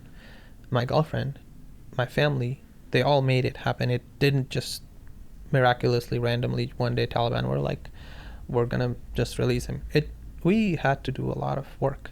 And then I met with all of the families and gave them the strategies, gave them the information, I met with them several times over Zoom, and for the next 3.5 months, kept the contact with them. Wow. And when they got released, they were really grateful. Did you see them after they got released? Oh, yeah. And what did they say to you? I went back to London and I met with them. And yeah, I mean, even I had a major role in their release. So they were really grateful. And did they cry when they saw you? A little bit. Yeah. Yeah. So then they got released, and it's just, the work keeps going, man. It's so many fucking people out there and so much work. There's still hostages out there, American, right, and other coalition partners. So we continue to do that work. So can you talk to me about Human First Coalition and sort of what that is? And yeah, so far we have been involved in about the release of about 10 hostages that were held by Taliban. In addition to that, we are evacuating people from Afghanistan and then also helping people with their cases who are eligible to come to the US. And then all the people that we have evacuated, there's about 80,000 of them who came to the US on a 2-year parole visa. So it expires in August. So we worked with Congress to introduce this bill in Congress called the Afghan Adjustment Act, which basically, like, after thorough vetting of all these people, gives them a permanent residency here in the US. These are not somebody we are bringing from other random countries. These are Afghans that we evacuated on our planes, and they're here in the US, but they need permanent residency because without that, they can't stay here. Right. So doing a lot of that work and continuing to ramp up the humanitarian aid, and the more the Taliban ramp up their anti-human rights activities and their war against women, the more we ramp up our activities to help and alleviate some of those things and help some of those women, help some of those kids, children, girls, wow, everybody. And the release of those 10 hostages, that comes through the same type of work that it took to get you released. It's calling the right people, yeah, offering them something, I guess, money, access, legitimacy. And just telling the Taliban that it's not in their best interest to be holding hostages because the legitimate government does not hold hostages. Mm-hmm. It's against every international law to just hold somebody without a reason. Mm-hmm. There is no reason to be holding those people. They haven't committed any crimes. They were there in Afghanistan in the first place to help in some way. They weren't there to break any laws. Mm-hmm. So, wow. And so now your day-to-day is spent working with the coalition, working to get people evacuated, and that's how you spend. That's how everybody every day spend, unless I'm, on a musical trying to help my girlfriend direct a musical. I mean, what a wild double life. So you come back and now your girlfriend is working on musicals. How long were you guys dating when you were in captivity? About 4 months. 4 months? Yeah, we actually met through the work. I was in DC evacuating these people, and she had some families in Afghanistan that she was connected to somehow, a musician. And she was trying and wasn't able to get them out because they were a target for the Taliban. And then she sees a special about the work that I'm doing on CNN, and she calls the CNN producer that I need the phone number of this guy. And she gets my phone number from CNN, and then messages me while I'm in DC, and she's like, I have this family that I really need to get out, and I will help you in your work if you help me get this family out. And I was like, here's the deal. I can put your family on a list, but that's just a list. We have thousands of people on those lists, and by the time I'm able to help your family, it may be too late. And I'll give you a deal though. If you come volunteer for me in DC and help me get this work done, I will prioritize your family. And she's like, I'll be there. She's like, I'm in New York. It takes about 4 hours for me to get on the train and make it to DC, but I'll be there. And I was like, oh, New York. Nice. I didn't know you were in New York. I thought you were in DC. So she comes and I evacuate her family. She's actually living in Queens now with her family, and she's interning on Phantom of the Opera. Wow. So she's learning to be a conductor. She was actually a conductor in Afghanistan. So she was the first and only female conductor of the Afghanistan's first and only all-female orchestra. So yeah, she's here in Queens now with her family, and she's learning to be a conductor on Phantom. So my girlfriend also does a lot of this work, and if you see her email inbox, it's like Taliban, Broadway. There's no in between. It's like musicals and Taliban. That is so crazy. I mean, there's people listening to this that can't get a call back, or the person they're dating for 4 months is ghosting them. And after 4 months, your girlfriend's writing to the president like, yo, free my man. Yeah, exactly. That is so crazy. Yeah, and it's like we just have such a strong connection, and it's like she's gonna be directing some of like the most beautiful musicals in this year. She's directing Sunset Boulevard at the Kennedy Center end of this month. Oh, I'm going. Yeah, it's so gorgeous. It's Stephanie J. Block is in it, and the girl who played Moana. Oh yeah, she's yeah. in it. Wow. So it's like A-list stars all, and then after that she's directing Evita at ART, then in DC, and then comes to Broadway. I mean, this is unbelievable. Yeah. And now, is there any part of you that, like, what motivates you to continue to do the work? Like, is there any part of you that's like, look, I got my people out that I needed to get out. I've paid my debts. I've done more than that.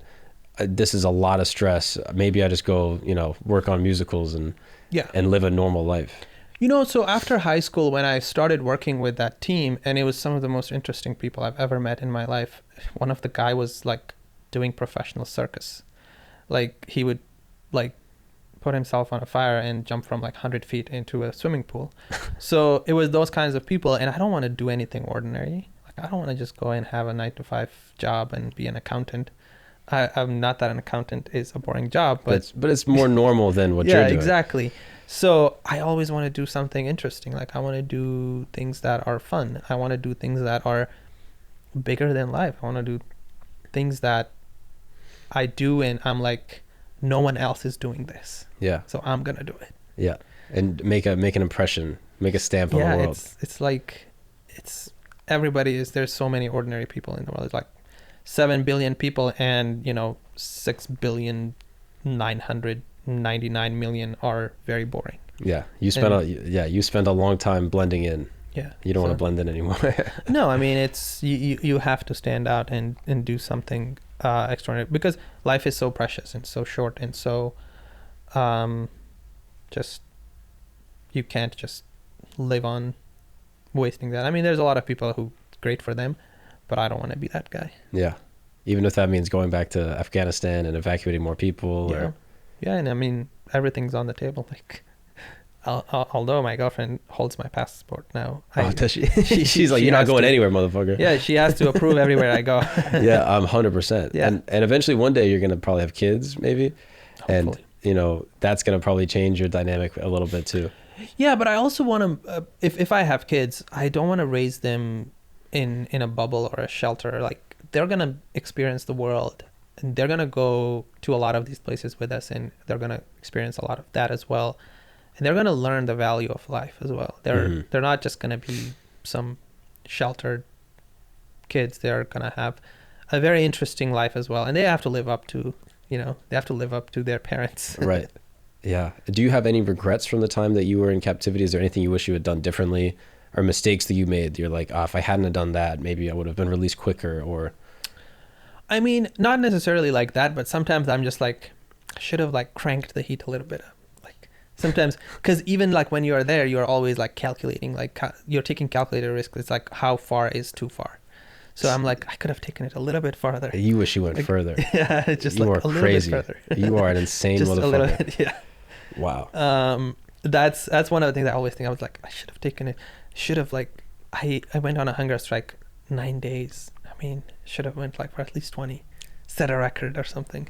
You know, it's just like those things. Like you get a chance once in a life, and it's like I should have just gone 10 more days. Yeah. 20 days hunger strike, or maybe 30 days. That is so crazy. And now, is there anything that you want to do in your life that is not related to this work, where you're like, oh, I would be interested in pursuing this thing or this other aspiration that you have, or a dream, now that you've gone through so much?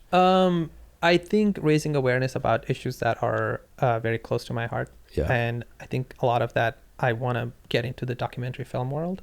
Yeah. I want to create documentaries about things that actually matter. And I'm, slowly getting into that world. And hopefully I can make some art pieces that are more creates more awareness than the work, because I'm doing the work, it's creating some change, but on a bigger scale you have to get to the media that like gets to more people, Right. widespread. And you see the power of a media apparatus that when you write a press release and all of a sudden hit Jake Tapper, things can happen. Yeah, so that's what I want to do. And I want to create art, I want to create films, I want to create things that would raise more awareness about all sorts of issues, all things. I don't leave any issue out there. If there is something that needs to be changed, I'm on it. Wow.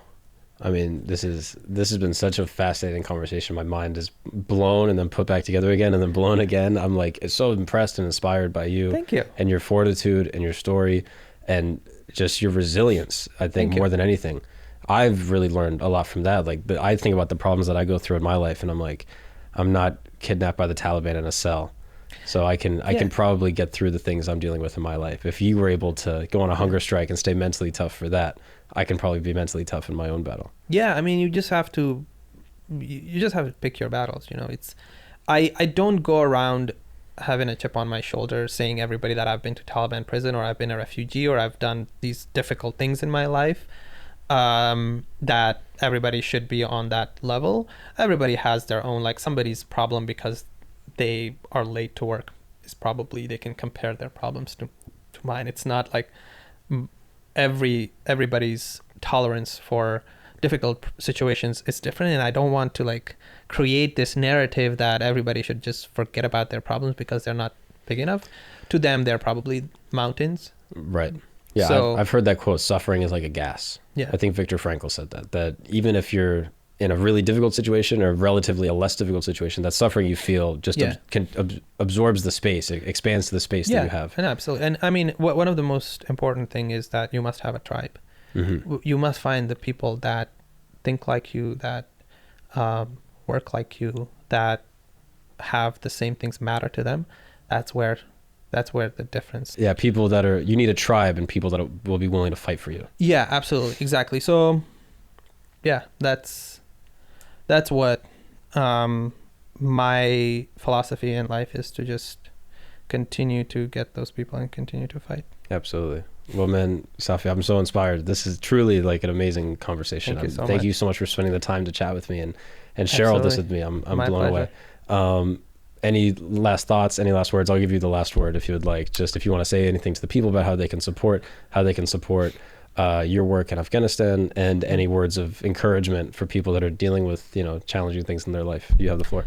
Yeah. So Afghanistan continues to suffer, and it just looks like everybody has forgotten about it. The only country in the world where women can't go outside their home, they can't work. They're not allowed literally to step outside their front door. They can't go to school. They are banned from universities, from schools, from every aspect of public life. They continue to suffer. The humanitarian crisis in Afghanistan continues to worsen every day.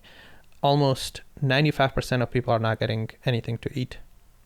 And that's unbelievable to even think about it. We just don't understand what that means. But just think about it a little bit. If you weren't able to get food, you were having one meal a day, and that's all you could get. So what we're doing, we're trying to fill some of the gaps. We can't do it all. It's an overwhelming task. It's over 30 million people that needs to be fed, but we are doing our small part, and we're doing all of that work through Human First Coalition, and our website is humanfirstcoalition.org. It's a 501c3, so it's tax deductible. You can deduct all of that from your taxes. In addition to that, just do the best you can at anything you do. You could be a janitor, and if you do the best job at being a janitor, that's enough. So just don't do a mediocre job, because it's not worth it. Thank you, Safi. Thank you.